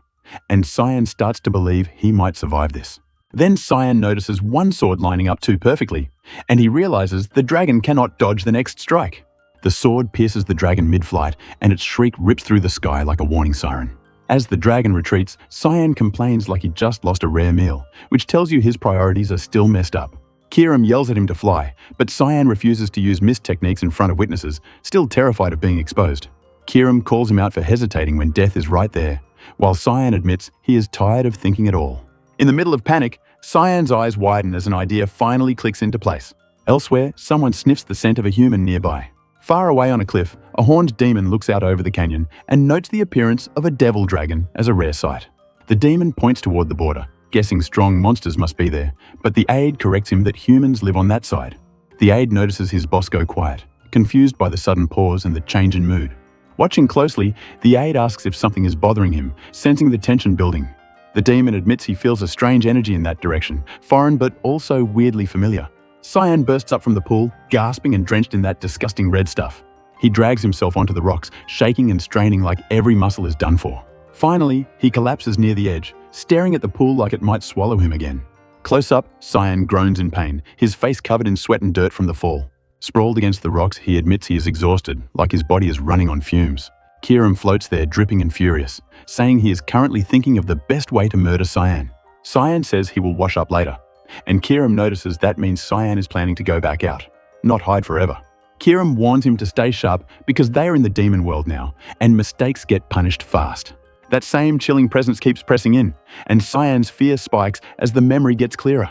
A tall winged demon leans forward from above the rocks, staring down at Cyan and asking if he is human. Cyan realizes who it is, naming him as Velkarion, the Demon King, and the danger level jumps off the chart. The heartbeat-like thudding keeps coming, and a shadowy figure calls out to him. Cyan's teeth grit as he realizes this is the one voice he never wanted to hear again. Up on the rocks, a winged demon stands tall and leans forward like he's inspecting a bug. The demon's question isn't friendly at all, and Cyan feels the gap in power right away. The name hits Cyan's mind like a bell. Velkarion, the Demon King. Just seeing that face and those glowing eyes is enough to make his stomach sink. Stories about the Demon King weren't exaggerating, because the aura rolling off him is unreal. Blue fire and darkness swirl around his body like the world itself is scared of him. A close look shows Velkarion smiling, almost enjoying Cyan's fear. Cyan remembers the old saying that being near him feels like every evil thing on earth gathered in one place. Cyan curses under his breath and takes a fighting stance anyway. Even if it's hopeless, his body moves on instinct, dagger glowing as he braces. Velkarion keeps pressing him with that same question about being human. It's like he's more curious than angry, which somehow makes it worse. Velkarion's red eye narrows, sharp and cold. One glance from him feels like a blade against Cyan's throat. With a sudden swish, Velkarion moves in, testing Cyan like a toy. Cyan flinches back, realizing the Demon King is fast enough to end this whenever he wants. Caught on the edge, Cyan shouts and pushes himself forward. Fear is still there, but he refuses to freeze. Cyan swings, sending a bright pink slash cutting through the air. The strike is huge, but Velkarion just watches it come like it's a joke. Then he laughs, loud and proud, like Cyan just did the funniest thing ever. He even acts impressed, saying humans have endless possibilities, while clearly not taking the attack seriously. Velkarion leans in with crackling energy, and it feels like the sky is buzzing. He points out the obvious problem. Cyan is not strong enough to win in this state. Cyan admits he can't beat him, not even close. Still, he thinks of one option that keeps him alive: running away. Cyan staggers in place, staring at the Demon King lying down like it's normal. Nothing about this makes sense, and that's what makes it scary. Velkarion sits up a bit and asks again, slowly and clearly, if Cyan is human. He smiles like he already knows the answer and just wants to hear it. Cyan answers that he is human, then asks how Velkarion ended up here. Even while talking, Cyan keeps his body ready to move. Velkarion says something feels off and demands to know who Cyan really is. Cyan calmly claims he's just an average human. Cyan insists this is his first time seeing Velkarion. Even saying it feels strange, like he's denying a future he remembers. Cyan studies his easygoing tone, trying to match it to the Demon King he remembers.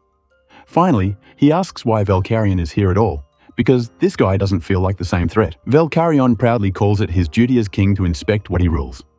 He's so casual that Cyan's brain almost short-circuits trying to keep up. Cyan snaps back that Velcaryon must know him from somewhere, because no kid reacts like this in front of the Demon King.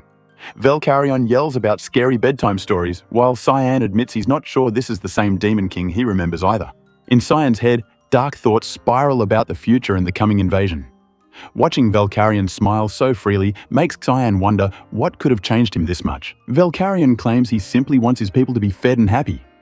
For a second, it sounds almost noble, and that makes Cyan even more uneasy. Cyan offers a deal, and Velcaryon's face tightens with suspicion. The Demon King repeats the word deal, like he's tasting it. Velcaryon gets irritated and says Cyan isn't making sense. Even annoyed, the Demon King still listens, which is already a miracle. Cyan admits he doesn't know the exact event, but he knows the result: a massive war between demons and humans. The image of dead soldiers and broken weapons hangs behind his words. Cyan asks for a promise, face serious under the bright sky glow. No matter what happens, he wants Velcaryon to never start that war. Velcaryon sighs and says he has no idea what Cyan is talking about. Still, he agrees to hold back, but only if Cyan offers something in return. Velcaryon steps in close, towering over Cyan with a sharp stare. The Demon King looks like he's about to bite into the truth Cyan is hiding. Velcaryon's red eye gleams as he says Cyan clearly knows something. He doesn't sound angry, just certain. Velcaryon chuckles and asks Cyan's name, still smiling like he's already in control. Even in a deal, the Demon King sets the pay. Velcaryon accepts and gives his word as ruler of the demon world that he won't invade. The promise sounds solid, but Cyan knows words are only as strong as the person saying them. A loud flap cuts through the air as Velcaryon's wings spread. That one sound reminds Cyan that the power gap is still there, deal or not. Velcaryon hovers in the sky with the moon behind him and tells Cyan to keep his promise too. The smile on his face says he'll collect on this later. From above, Velcaryon declares that a deal is a deal. Cyan watches him like you watch a storm cloud you can't outrun. Cyan nods, gripping his dagger, accepting the contract with a steady look. On the outside, he's calm, but inside, he's screaming. The knights sprint towards Cyan and call him by name, treating his survival like a miracle. Cyan lies there exhausted, letting them reach him instead of running. Cyan allows the search team to find him, and they bring him back safely. Even as he's carried away, the weight of the contract stays on his chest. That's how Cyan ends up with a nickname about surviving a devil dragon. To everyone else, it's a heroic tale, but Cyan knows it was luck mixed with terror. He gets taken to an abbey near the front lines, now being used as a military hospital. The peaceful stone building feels strange after the demon wasteland. Cyan wakes in a bright room, still sweating from the memory. He sits up, confused, trying to understand how he's back in the human world. Aaron leans toward him, repeating herself with a serious face.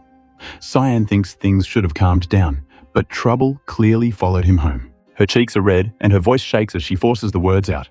Whatever she's about to ask sounds way too big for a hospital room. With a burst of courage, she asks Cyan to become one of her people.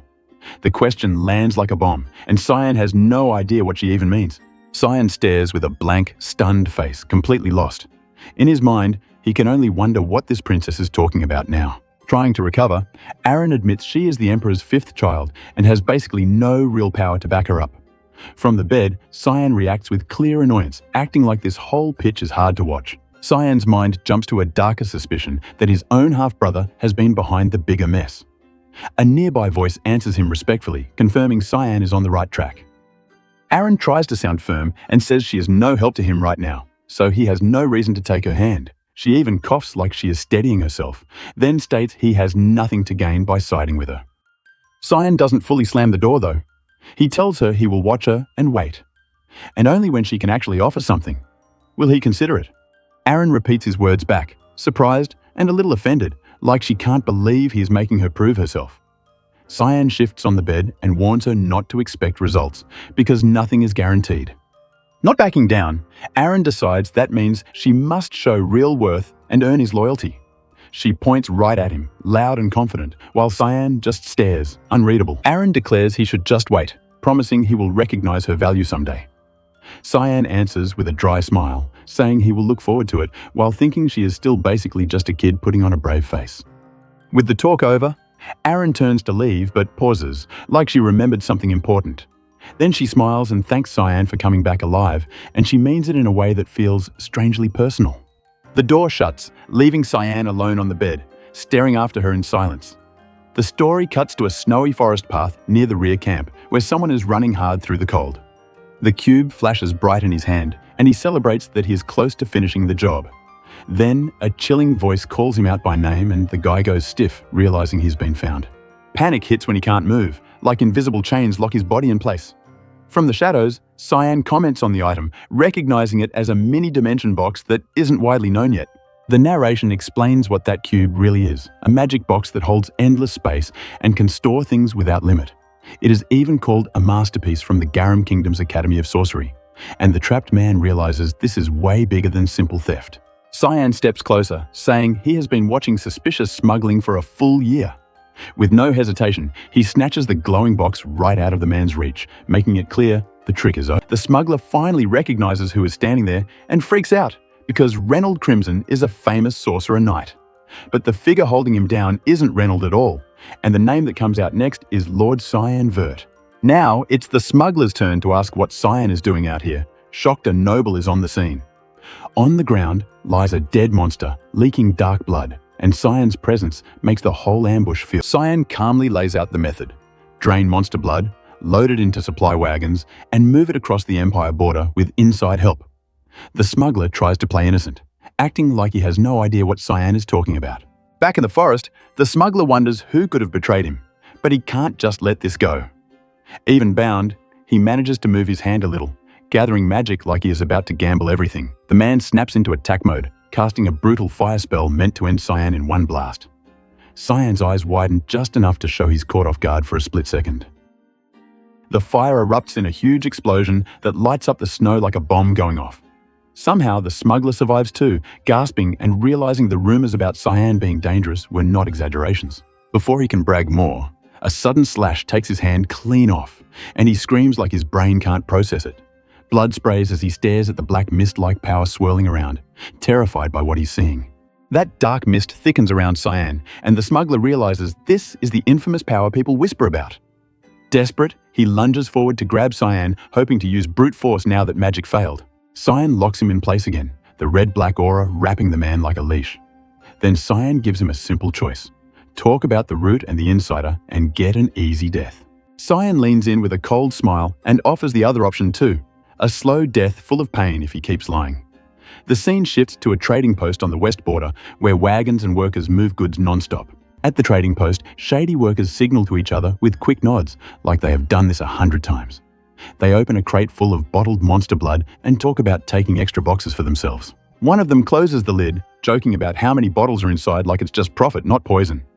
Suddenly, both men jolt in fear as if something inside the crate just moved. The lid pops open and Reynold Crimson's head bursts out like a nightmare, wrapped in that same red-black mist. The whole trading area erupts into screams as people notice something is horribly wrong. On a high cliff, Cyan stands watching with Kiram floating nearby, questioning why Cyan is letting some of them run. Cyan answers that the fear should serve as a warning, while a narration box explains Reynold's role in smuggling monster blood into the Wusif Empire and sending it onward to the Academy. The story zooms to the Garum Kingdom's Academy of Sorcery, shown like a towering, stormy fortress where magic fanatics gather. Inside, robed figures work on artifacts, and the narration says their goal is magic beyond normal human limits, with inventions like the mini-dimension box. Back on the cliff, Cyan thinks about the disaster that monster blood will cause if it keeps spreading, and it makes his head hurt just imagining it. Kiram teases him for acting like a hero, and Cyan snaps back that he has to stop this before more people use that blood. The scene cuts to a grand manor in the Wusif Empire, calm on the outside like nothing bad exists. Through a window, a blonde man stands with a letter in hand, watching from above like he already knows the next move. The blonde man quietly repeats Cyan Vert's name and notes Cyan went with their father to the front lines, sounding both curious and annoyed. Inside the room, a woman on the bed reacts with a lazy smile, asking if he means his half-brother. The blonde man confirms it and admits Cyan has been gnawing at his mind. With a sharp grin, he decides it's time to go pay Cyan a visit. A heavy suitcase hits the floor with a solid thud, and Emily pops off like she just got released from prison. In her head, this move means a new life, far away from the dirty front lines. While Emily is busy daydreaming about the academy, Cyan looks tired and unimpressed, like he already knows the punchline. The story makes it clear this academy is not some happy school, but a snake pit full of politics, jealousy, and social games. That dark warning hangs in the air, but Emily stays in her own world anyway. She starts fangirling over the idea of handsome instructors, and people nearby quietly wonder what she is even so excited about. Seeing Emily act like this as the start of a romance arc, Cyan gets hit with second-hand embarrassment. Instead of playing along, he just walks off, stepping past the luggage like he wants to pretend none of this is happening. Out in the open yard, Cyan keeps walking with calm, controlled steps. Then something catches his attention, and his face shifts like he sensed trouble coming. Kranz spots Cyan and instantly starts shaking like a scared kid caught stealing. Before he can do anything else, he bolts away at full speed, leaving Cyan staring after him. Right beside Cyan, Kiram floats in, looking way too happy about the drama. Kiram explains Kranz is just a half-brother and tries to pry into Cyan's messy family life, but Cyan pushes back and insists he gets along with at least one person. That confidence cracks fast when Cyan admits there is one family member he absolutely cannot stand. With that thought, a door creaks open like the house itself is warning him. Cyan steps into a grand hallway, and the staff lines up like this is a royal return. Getting called Lord and seeing people bow like it is normal makes Cyan freeze, because this kind of attention is new and feels wrong. As he walks deeper inside, he realizes everyone is being way too polite on purpose. Even while heading to his room, Cyan thinks about how much changed in 1 year, and he tries to tell himself his hard work finally mattered. The moment he grabs the doorknob, chills crawl up his spine, and his eyes flare with that dangerous red light. His body is screaming that something bad is waiting on the other side. Cyan recognizes the feeling right away, and it is not just fear, it is rage that he can barely control. The door cracks wider, and a voice from inside practically invites him in. A smug figure appears in the doorway, and Cyan's mood drops straight into murder territory. The man.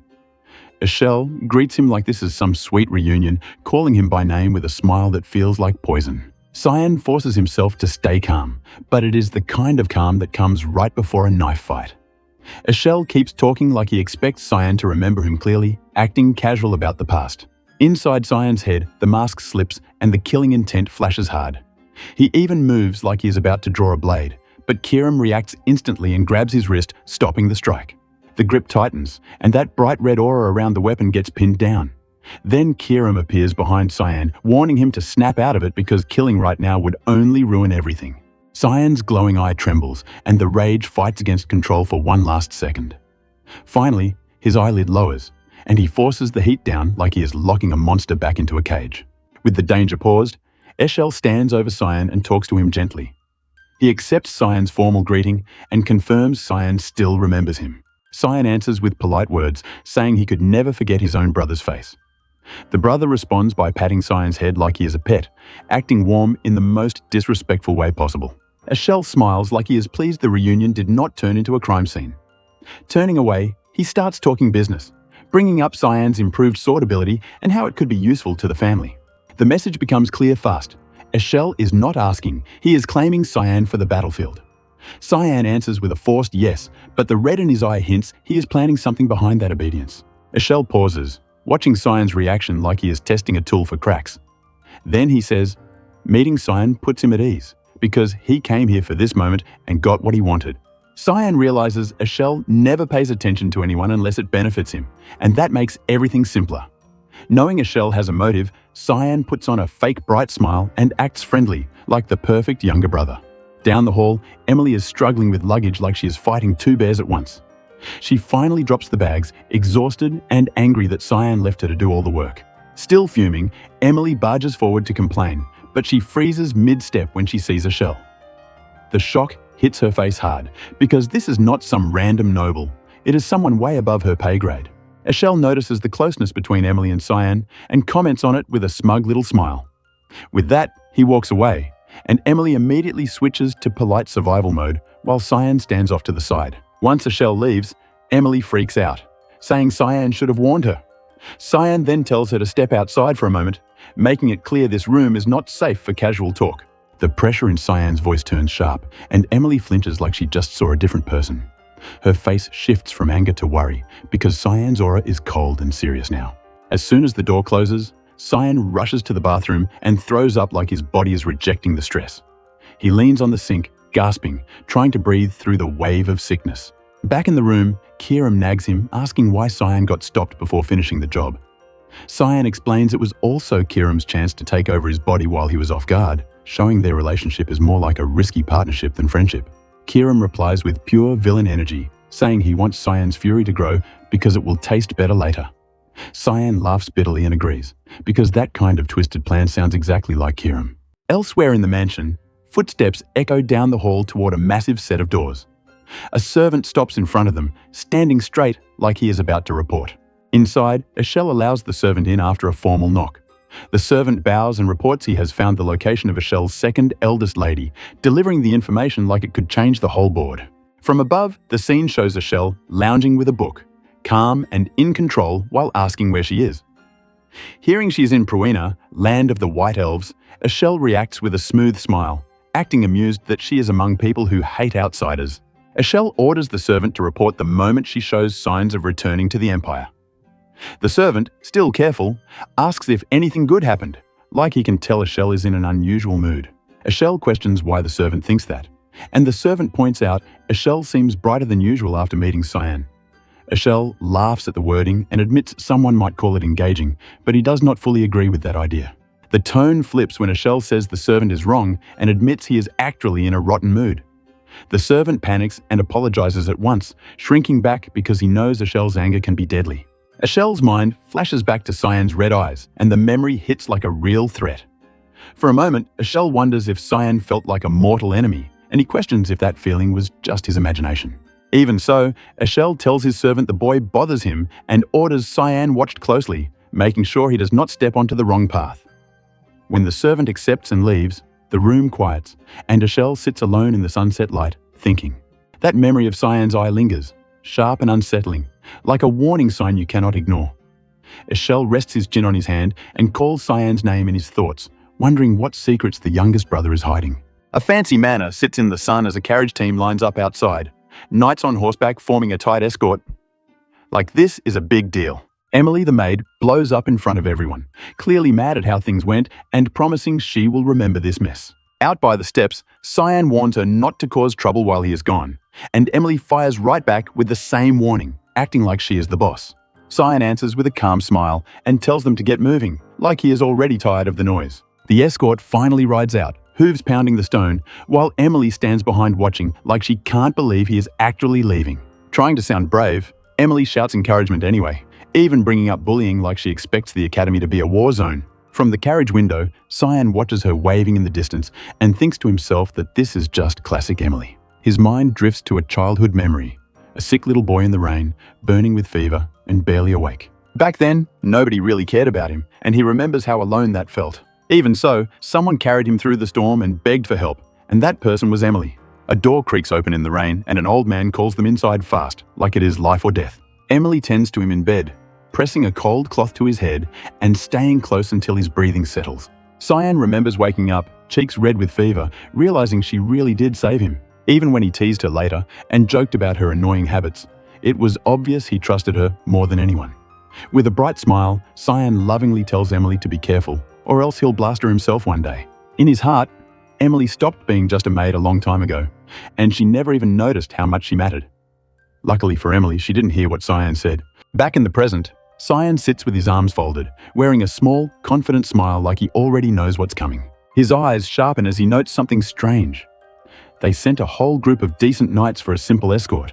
The carriage rolls down a rough road, and Cyan points out how overkill this escort looks for the son of a duke. He lets out a short, dry laugh, like the punchline is about to be someone else's problem.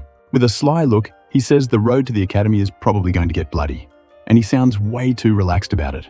As the sun drops, the convoy keeps moving through thick trees, shadows stretching long behind the carriage. A pair of knights exchange quick nods, the kind of silent signal that says they are ready for something. Later, while Cyan lies back resting, a knock interrupts the quiet, like the night is finally making its move. A knight reports they will camp there, and Cyan asks how far they've traveled, sounding casual but clearly testing him. The knight claims they're near Saparin and will reach the city by morning, showing a map like that settles it. Cyan agrees and tells them to prepare everything, playing along while the knight answers obediently. The moment the knight turns away, Cyan's expression hardens as he decides it's all a lie. Looking up at the trees, he realizes this place doesn't match the route at all, and he can tell exactly what they're planning. He steps down from the carriage, shoes hitting the dirt, acting like he just wants fresh air. Under the sunset sky, Cyan comments that the air is nice, like he is on a peaceful trip instead of a setup. Then he turns to the escort and calmly asks who ordered them to do this, and the road suddenly feels way colder. The driver freezes, glancing over with a guilty look, like he just realized the target isn't clueless at all. Around them, the knights go stiff and sweaty under their cloaks, each one waiting for someone else to answer first. One of them starts to smirk, the kind of smile you see right before someone does something stupid. The smirking knight basically says Cyan doesn't need answers if he is about to die, while sliding his blade out with no shame at all. Another knight approaches with his sword drawn too, saying it's nothing personal, which is the oldest lie in the book. They try to dress it up as an honorable, painless death, telling Cyan to keep his eyes closed like this is some kind of mercy. With a shout, the lead attacker raises his sword to strike, going all in for the kill. A blur of motion cuts across the frame, fast enough that the strike never lands where it should. Blood sprays into the air as something gets severed, and the clean sunset turns into a horror scene in one beat. The fallen man stares wide-eyed, realizing too late he picked the wrong kid to betray. Cyan draws the dagger that burns with cursed energy, repeating his question with the blade's glow, making it feel like a verdict. The surrounding knights recoil in fear as the red aura surges, and the whole group suddenly regrets volunteering for this job. The same terror spreads through the line, like a chain reaction, because nobody expected Cyan to fight back like this. Their fear only gets worse as the dagger's power keeps flaring, and the confidence drains out of every helmet. Cyan starts to explode into motion, beginning to cut through the attackers with brutal speed. Even the ones trying to hold their ground can't hide it now, because the air itself feels hostile around Cyan. One of the knights try to ambush him from behind. Cyan notices that one of them is trying to escape, and he refuses to let him. The last of them gets finished off just as quickly, leaving only one trembling man still standing nearby. The driver's face fills with shock and tears, struggling to process that an 11-year-old did all of this. From above, the scene looks unreal. The carriage, dead knights, blood-soaked dirt, and Cyan in the middle like he owns the night.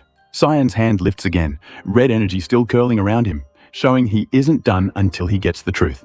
He swings the glowing dagger near the survivor, making it clear the next cut won't miss, while the driver breaks down. Cyan keeps pressure on him, and the man panics harder, realizing the plan was doomed from the start. The threat hangs in the air as Cyan watches him like prey, waiting for the one answer that matters. Cyan steps close, boots crunching dirt, and the driver flinches backward, trapped by fear and guilt. Holding the dagger up by the man's face, Cyan demands he talk, eyes wide and cold like there's no room for excuses. The driver finally confesses it was Duchess Margaret who ordered the assassination, blurting it out to save himself. Cyan wipes a bead of sweat and thinks it was almost too easy, like the whole thing confirmed what he already suspected. The driver starts ugly crying, begging in pure panic, because now he knows Cyan might kill him anyway. Hooves thunder again as the carriage starts moving, meaning Cyan isn't stopping the trip, just changing the rules. As morning arrives, the driver explains there was a rumor about Lord Krantz making a desperate request to the Duchess, and they assumed this job came from that. Cyan realizes Krantz was involved and remembers chasing him before, deciding he will teach that coward a lesson next time. The driver asks what Cyan plans to do with him, hands tight on the reins like his wrists are chained by fear. He even asks if Cyan is going to kill him too, forcing out a weak laugh like that might soften the answer. Cyan studies him and points out how the man doesn't seem very attached to living, like he already gave up inside. The driver admits he was the first one who tried to kill Cyan and says he deserves whatever happens to him. Instead of executing him, Cyan tells him to keep driving, saying there's a difference between not deserving to live and being completely useless. The driver thanks him through tears, relief hitting so hard his whole face loosens like he can breathe again. Cyan looks ahead and announces they've arrived, sounding calm like nothing happened on that road. A bright city rises in the distance under the sun, and Cyan names it Saprin, the Midland City, where the real trouble is waiting. Out of nowhere, a brutal crash blows the room apart, like someone just got slammed through a table. Whoever tried to make a clean hit is now freaking out because the result makes zero sense. In a fancy office, a nervous aide reports the fallout. 7 men went out, 6 came back dead, and the last one vanished. Worse, Cyan left the city safely days ago, meaning the plan failed hard. Margaret grips her face, sweating in panic. She thought the setup was perfect, so this outcome hits her like a nightmare she can't wake up from. The aide bows and admits they badly underestimated Cyan. Hearing that the target is only a kid makes Margaret snap, because grown men shouldn't be losing to a child. Trying to save his own skin, the aide suggests someone must be helping Cyan behind their backs. He even offers to send people into the academy to fix it. Margaret cuts him off and warns that meddling now is risky. In her mind, Cyan is a little demon, and if they push too hard, Kranz could end up ruined. Then the mood turns icy as a shadowy presence presses right up behind her. The threat is clear.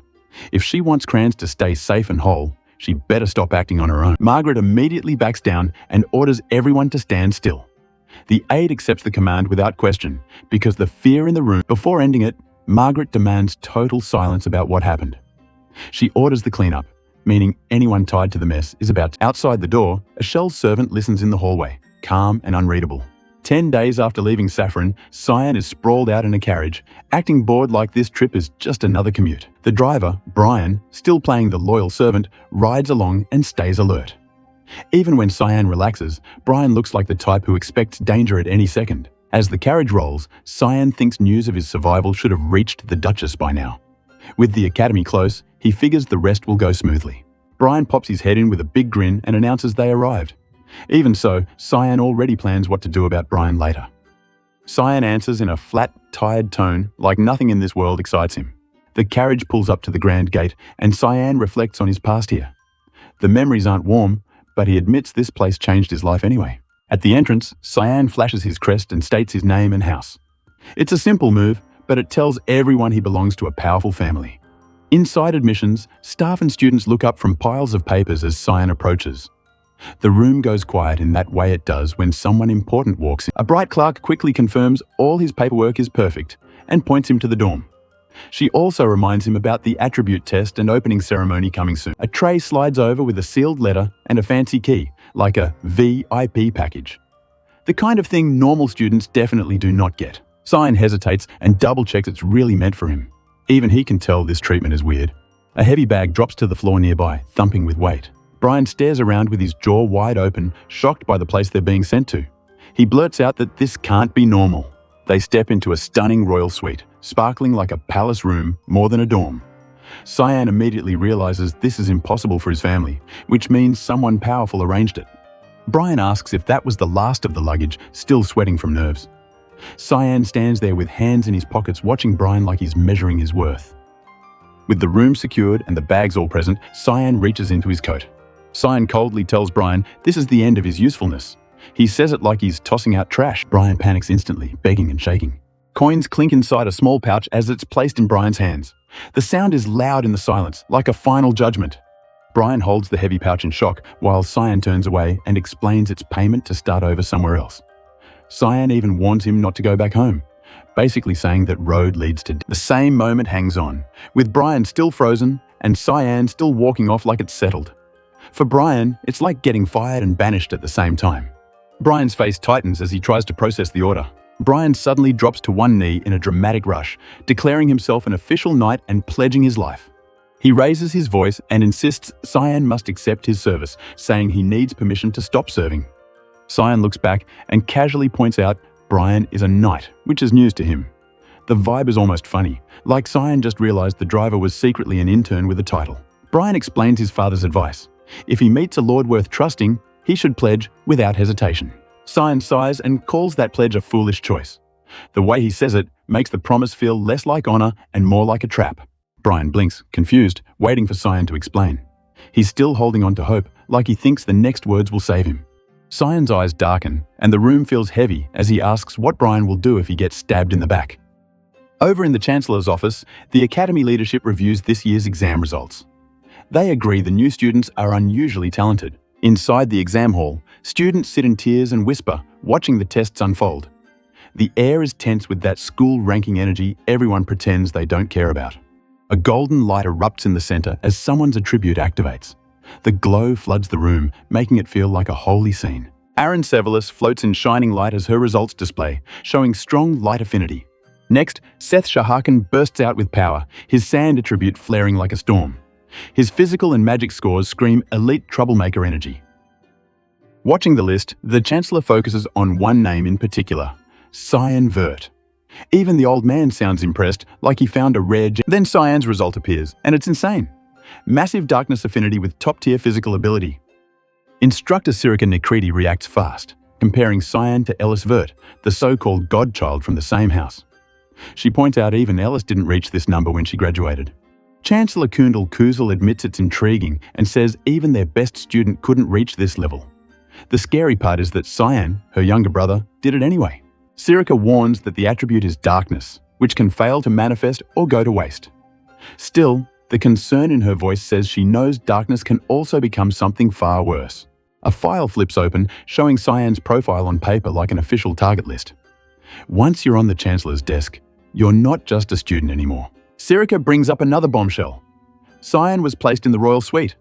The Chancellor calmly says he heard it from the other instructors, meaning the whole staff is already gossiping. Sirika is stunned when she learns it was the Emperor's direct order. The Chancellor explains the rumors. Cyan saved a young princess from a monster, and now a betrothal is being considered. Sirika imagines the Empire splitting into factions, and the bloodshed that could follow. If the Emperor ties Cyan to the throne, the entire power balance could snap. Condell tells her not to dig too deeply and says all they can do is watch how events unfold. In his view, Cyan might become the Empire's disaster or its hero. Meanwhile, Cyan walks a sunlit hallway alone, thinking about his number. He notes it was already high in his past life, but now it has climbed even more. A blonde student approaches, and Cyan wonders if drinking monster blood is what boosted him. When the student greets him, Cyan answers casually, like this is just a random school day. But the blonde kid, who turns out to be Kranz, staggers back in shock, clearly recognizing Cyan and thinking he should be dead. Standing behind him is another student with a dark, blank stare, and the vibe turns uncomfortable fast. One of them loudly asks if Cyan is the kid being treated like a slave, and Kranz hurriedly lies and calls Cyan his younger brother. The smug bully introduces himself as Popper Fenelon, son of a marquis from another kingdom. He mocks Cyan about not knowing his mother, going straight for the cruelest rumor. Cyan remembers Popper from his former life as another one of his tormentors, just like Kranz. Seeing the same faces again feels like a bad loop restarting. Instead of fear, Cyan smiles, and his eye burns with a twisted glow. In his head, it's nice seeing Popper again, like meeting an old enemy you finally get to punish. Popper shoves Kranz forward and orders the others to crush Cyan like an insect. Even his friends hesitate because Cyan's stare is screaming danger. Kranz whispers about Cyan's eyes and tries to back out, suggesting they go to the cafeteria instead. He's basically begging to escape before something horrible happens. It happens anyway as Cyan moves in a blur and slams a guy into the ground with a brutal hit. Kranz screams Popper's name in pure panic, realizing the situation just flipped. The scream keeps echoing as the fear spikes to the ceiling. In a quiet hall, Cyan steps up to Kranz like he owns the place. With one casual pat to the shoulder, Kranz freezes, sweating hard because this is not a friendly talk. Leaning in close, Cyan acts calm while his eyes scream danger. He basically says he does not care what Kranz did before, but if Kranz shows his face again, graduation will be the least of his worries. After dropping that threat, Cyan walks off with a grin, like school life is just a new playground.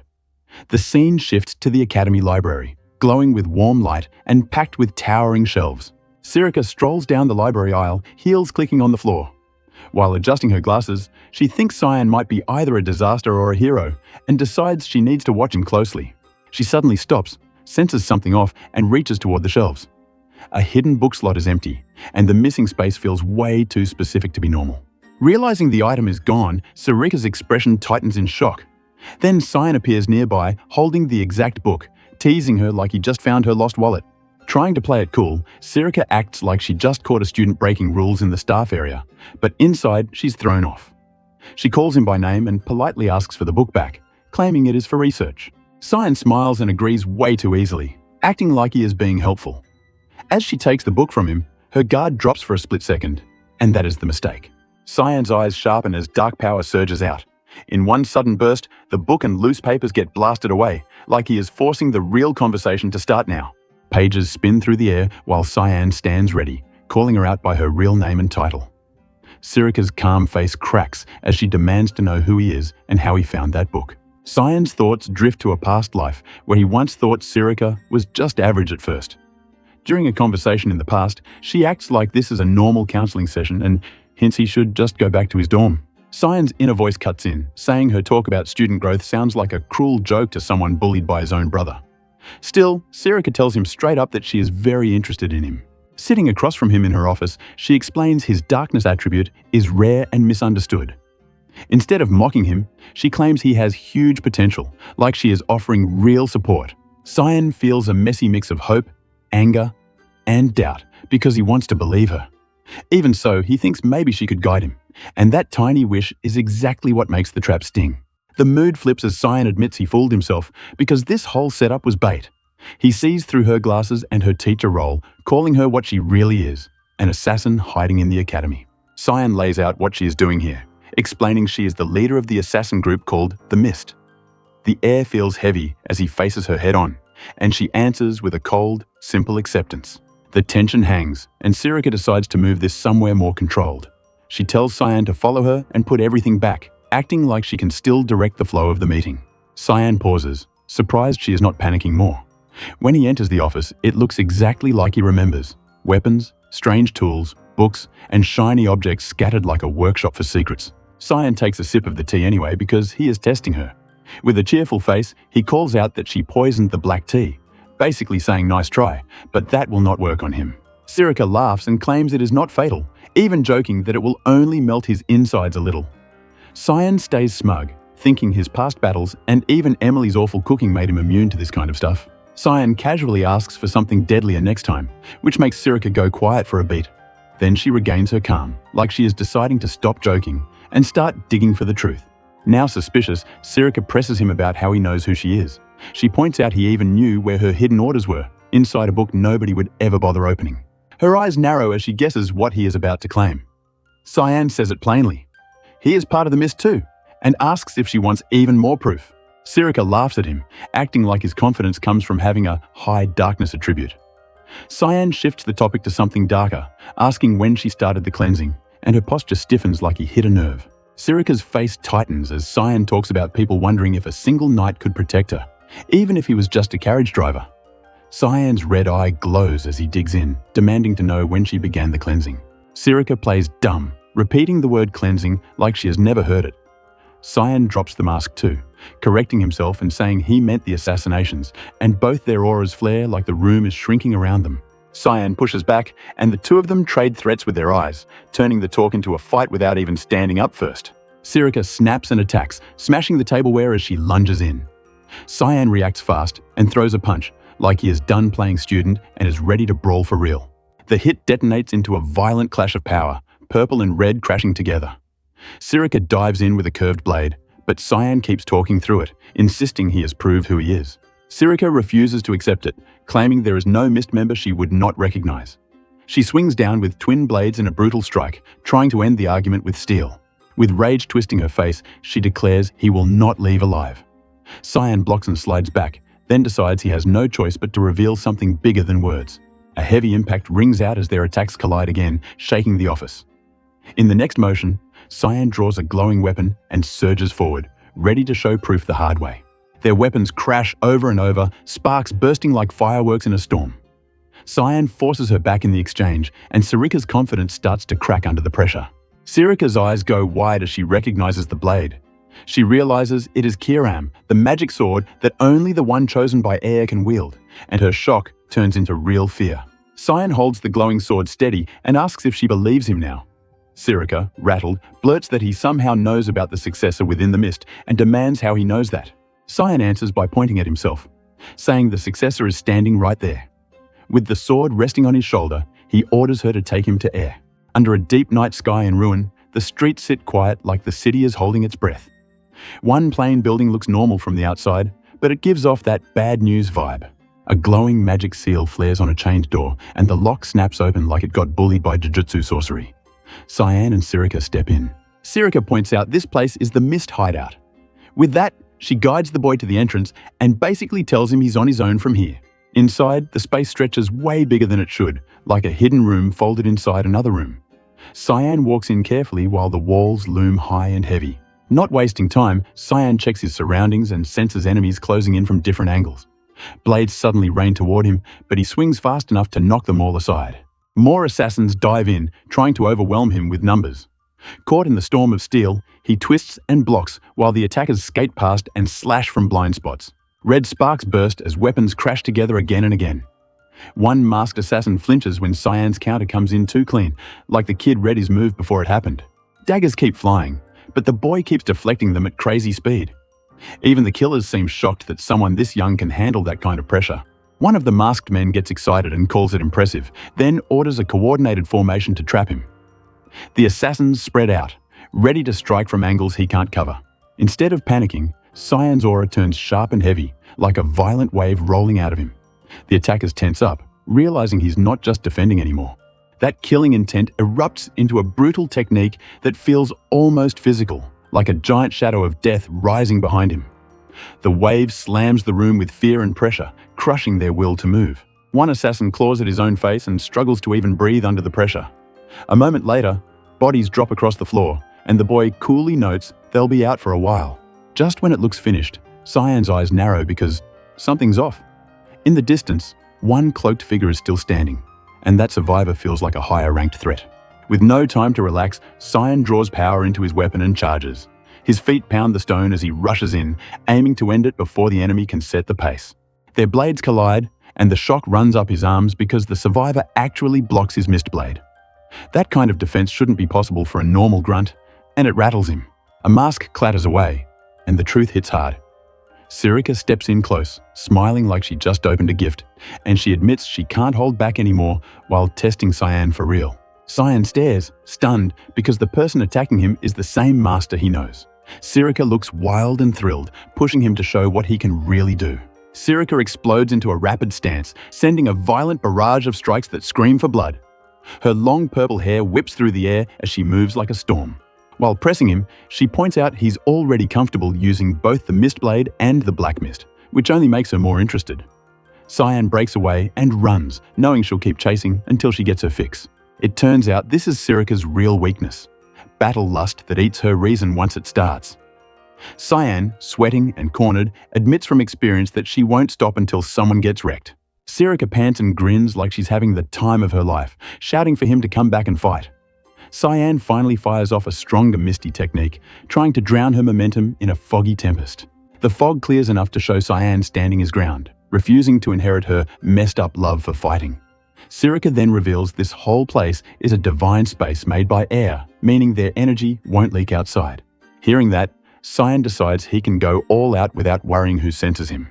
Still, he steels himself because using too much power might actually kill Sirika, and he hates that risk. A heavy step lands as Cyan shifts his stance, ready to commit. Sirika suddenly stops in confusion when he drops hard to the ground instead of attacking. A strange voice appears, saying it expected this and telling Sirika to take it easy for a moment. Sirika's expression tightens as she realizes someone else just entered the situation. Kiram steps forward, saying she didn't want to get involved, but also hints Sirika knows her. The newcomer calls out Kiram by name, demanding an explanation while Sirika kneels and listens. Kiram accuses Sirika of claiming to worship air while attacking Cyan anyway. Sirika answers that she was simply confirming whether Cyan really is the successor, acting like it's her duty as leader. Kiram scoffs and says there's no need for this if Sirika would just call on her god, and warns she'll treat refusal like a challenge. Her shadowy aura swells, making the whole hall feel darker and meaner. From the side, Sirika questions what matters most right now, the successor's condition. Kiram looks down and freaks out, demanding to know why Cyan looks half dead. Sirika explains that the woman fully manifested herself, but doing that is a messy process that drains life from the master. Kiram grabs Cyan and yells at him for bleeding out like that, furious he drank so much monster blood just to survive. Sirika repeats the warning. This full manifestation is inefficient and dangerous, and Cyan is paying the price. Then Sirika finally introduces herself properly as Sirika Nakriti, head of the Mist, saying she never turns down a fight.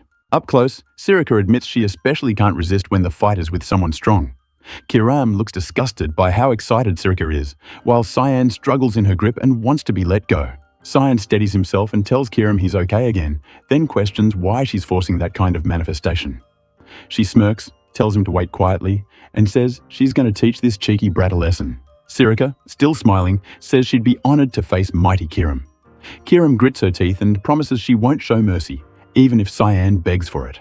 Sirika replies that reaching the point where she'd have to beg would be a dream come true for her, which is honestly terrifying. Before things explode again, a calm command echoes through the space, telling them that's enough. A swirling blue portal forms nearby, humming with divine power. Cyan turns toward it, eyes wide, because that kind of gate doesn't open for random people. An order comes through the portal. Send the successor to the altar, and someone answers with full obedience. Cyan's face tightens as he realizes the real meeting is about to begin, and darkness rumbles like a beast waking up. With the air shaking and shadows gathering, Cyan steels himself as the presence on the other side makes itself known. A dark rumor spreads through the temple halls. People say the god of the black mist is nothing but evil, the kind of being who kills over and over, then acts like it was for the world's good. In the middle of that nasty talk, the hooded god shows up wrapped in red black mist. Instead of apologizing, he shrugs it off and says, "People got what they asked for, because right and wrong are choices you make yourself." Down below, a lone believer kneels, trying to defend the god's name, saying he just wants to protect the weak. Even the worshipper admits the guy is stubborn to the core. A portal-like swirl flashes near the floor, and footsteps echo up a huge staircase. Cyan climbs toward a throne room with Kiram in her spirit form. At the top, the hooded figure, Air, lounges on a throne and tests the visitor with a simple question about identity. The boy doesn't hesitate, and calmly recognizes him as Air, the god of the black mist. Air studies the kid with those glowing eyes, acting surprised but also curious, and calls him Cyan Vert. Cyan insists he can feel the mist's power inside him already, like it's been living there. Air explains there are two ways to become a successor. Either the god hands over the mist stone, or the stone chooses someone worthy and merges into them. As he talks, red mist coils around Cyan like it's reacting to the words. Air admits he doesn't really know Cyan, which makes him lean toward the idea that Cyan is the chosen type. He also brings up a big problem. The mist stone that should be on the altar vanished a year ago. Air keeps staring, noticing something off about Cyan's eyes, like they've seen too much for his age. With a quiet grin, Air decides Cyan isn't just some normal kid, but someone from a time Air doesn't recognize. Cyan is caught off guard by that and admits he assumed Air was behind his arrival here. Air kills that hope fast, saying he's not an all-powerful god at all anymore, because his godhood was taken long ago. Hearing that, Cyan thinks he shouldn't have expected miracles.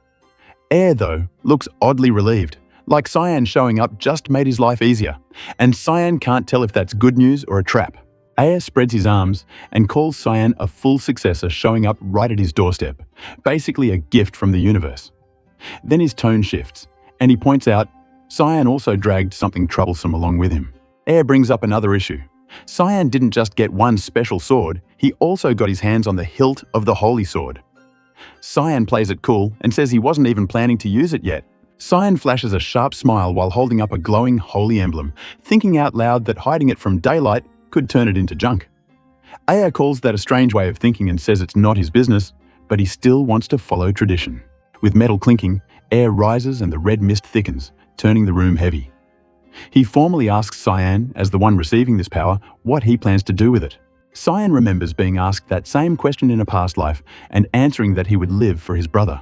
Back then it sounded noble, but now he calls it foolish, and the memory mixes with faces and disasters he's already lived through.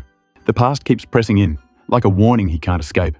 In those memories, people didn't care about his answer at all, and Cyan's frustration builds as if he's realized sincerity never protected anyone. In the end, he was cut down. Air cuts through the mood and warns Cyan to remember this. Nothing is more dangerous than blind conviction. It's the kind of lesson that sounds like wisdom, but also like a threat. Cyan steps forward, surrounded by violent mist and the echo of old battles, and refuses to cling to some heroic cause. This time, he says things have to be different, even if that means walking an uglier path. Air pauses, confused by the sudden shift in Cyan's attitude. Cyan then lays it out plainly. He's going to use Air's power in a selfish way. For himself, no excuses.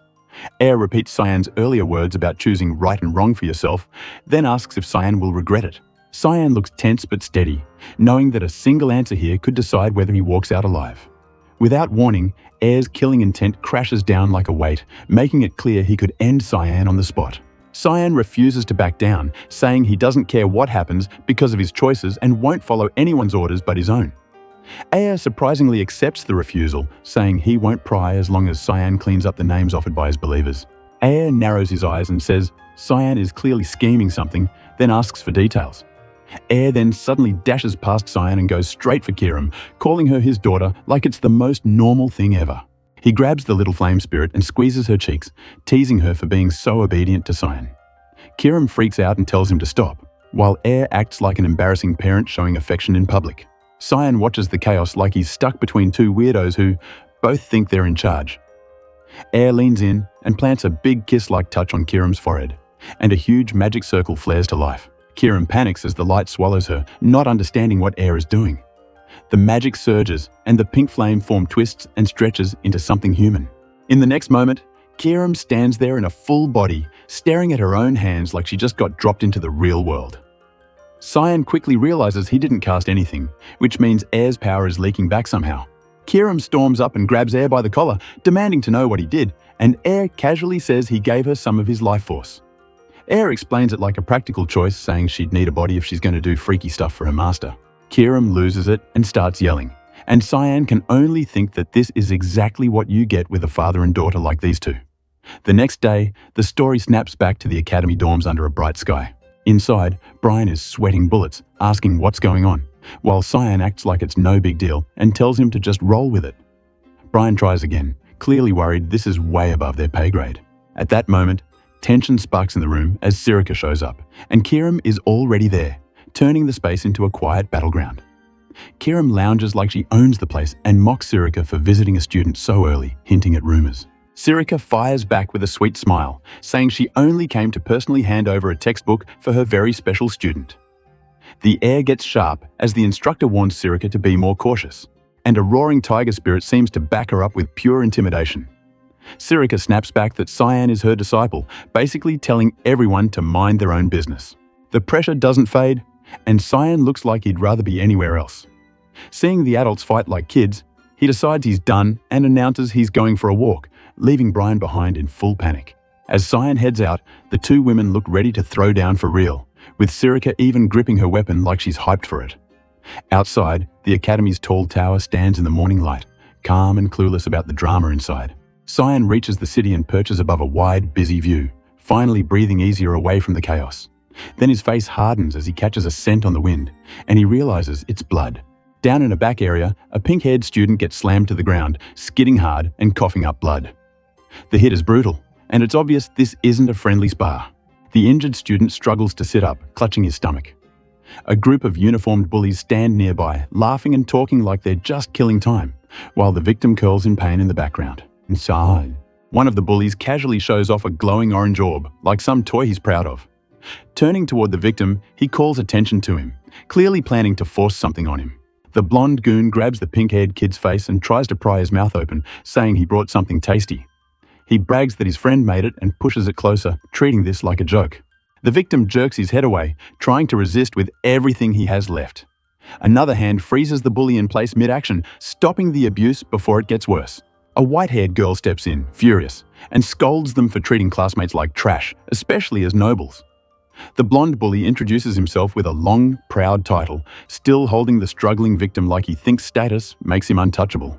The white-haired girl, who turns out to be Aaron Severus, makes it clear she's not bluffing. Aaron keeps her arms crossed and continues speaking down at them.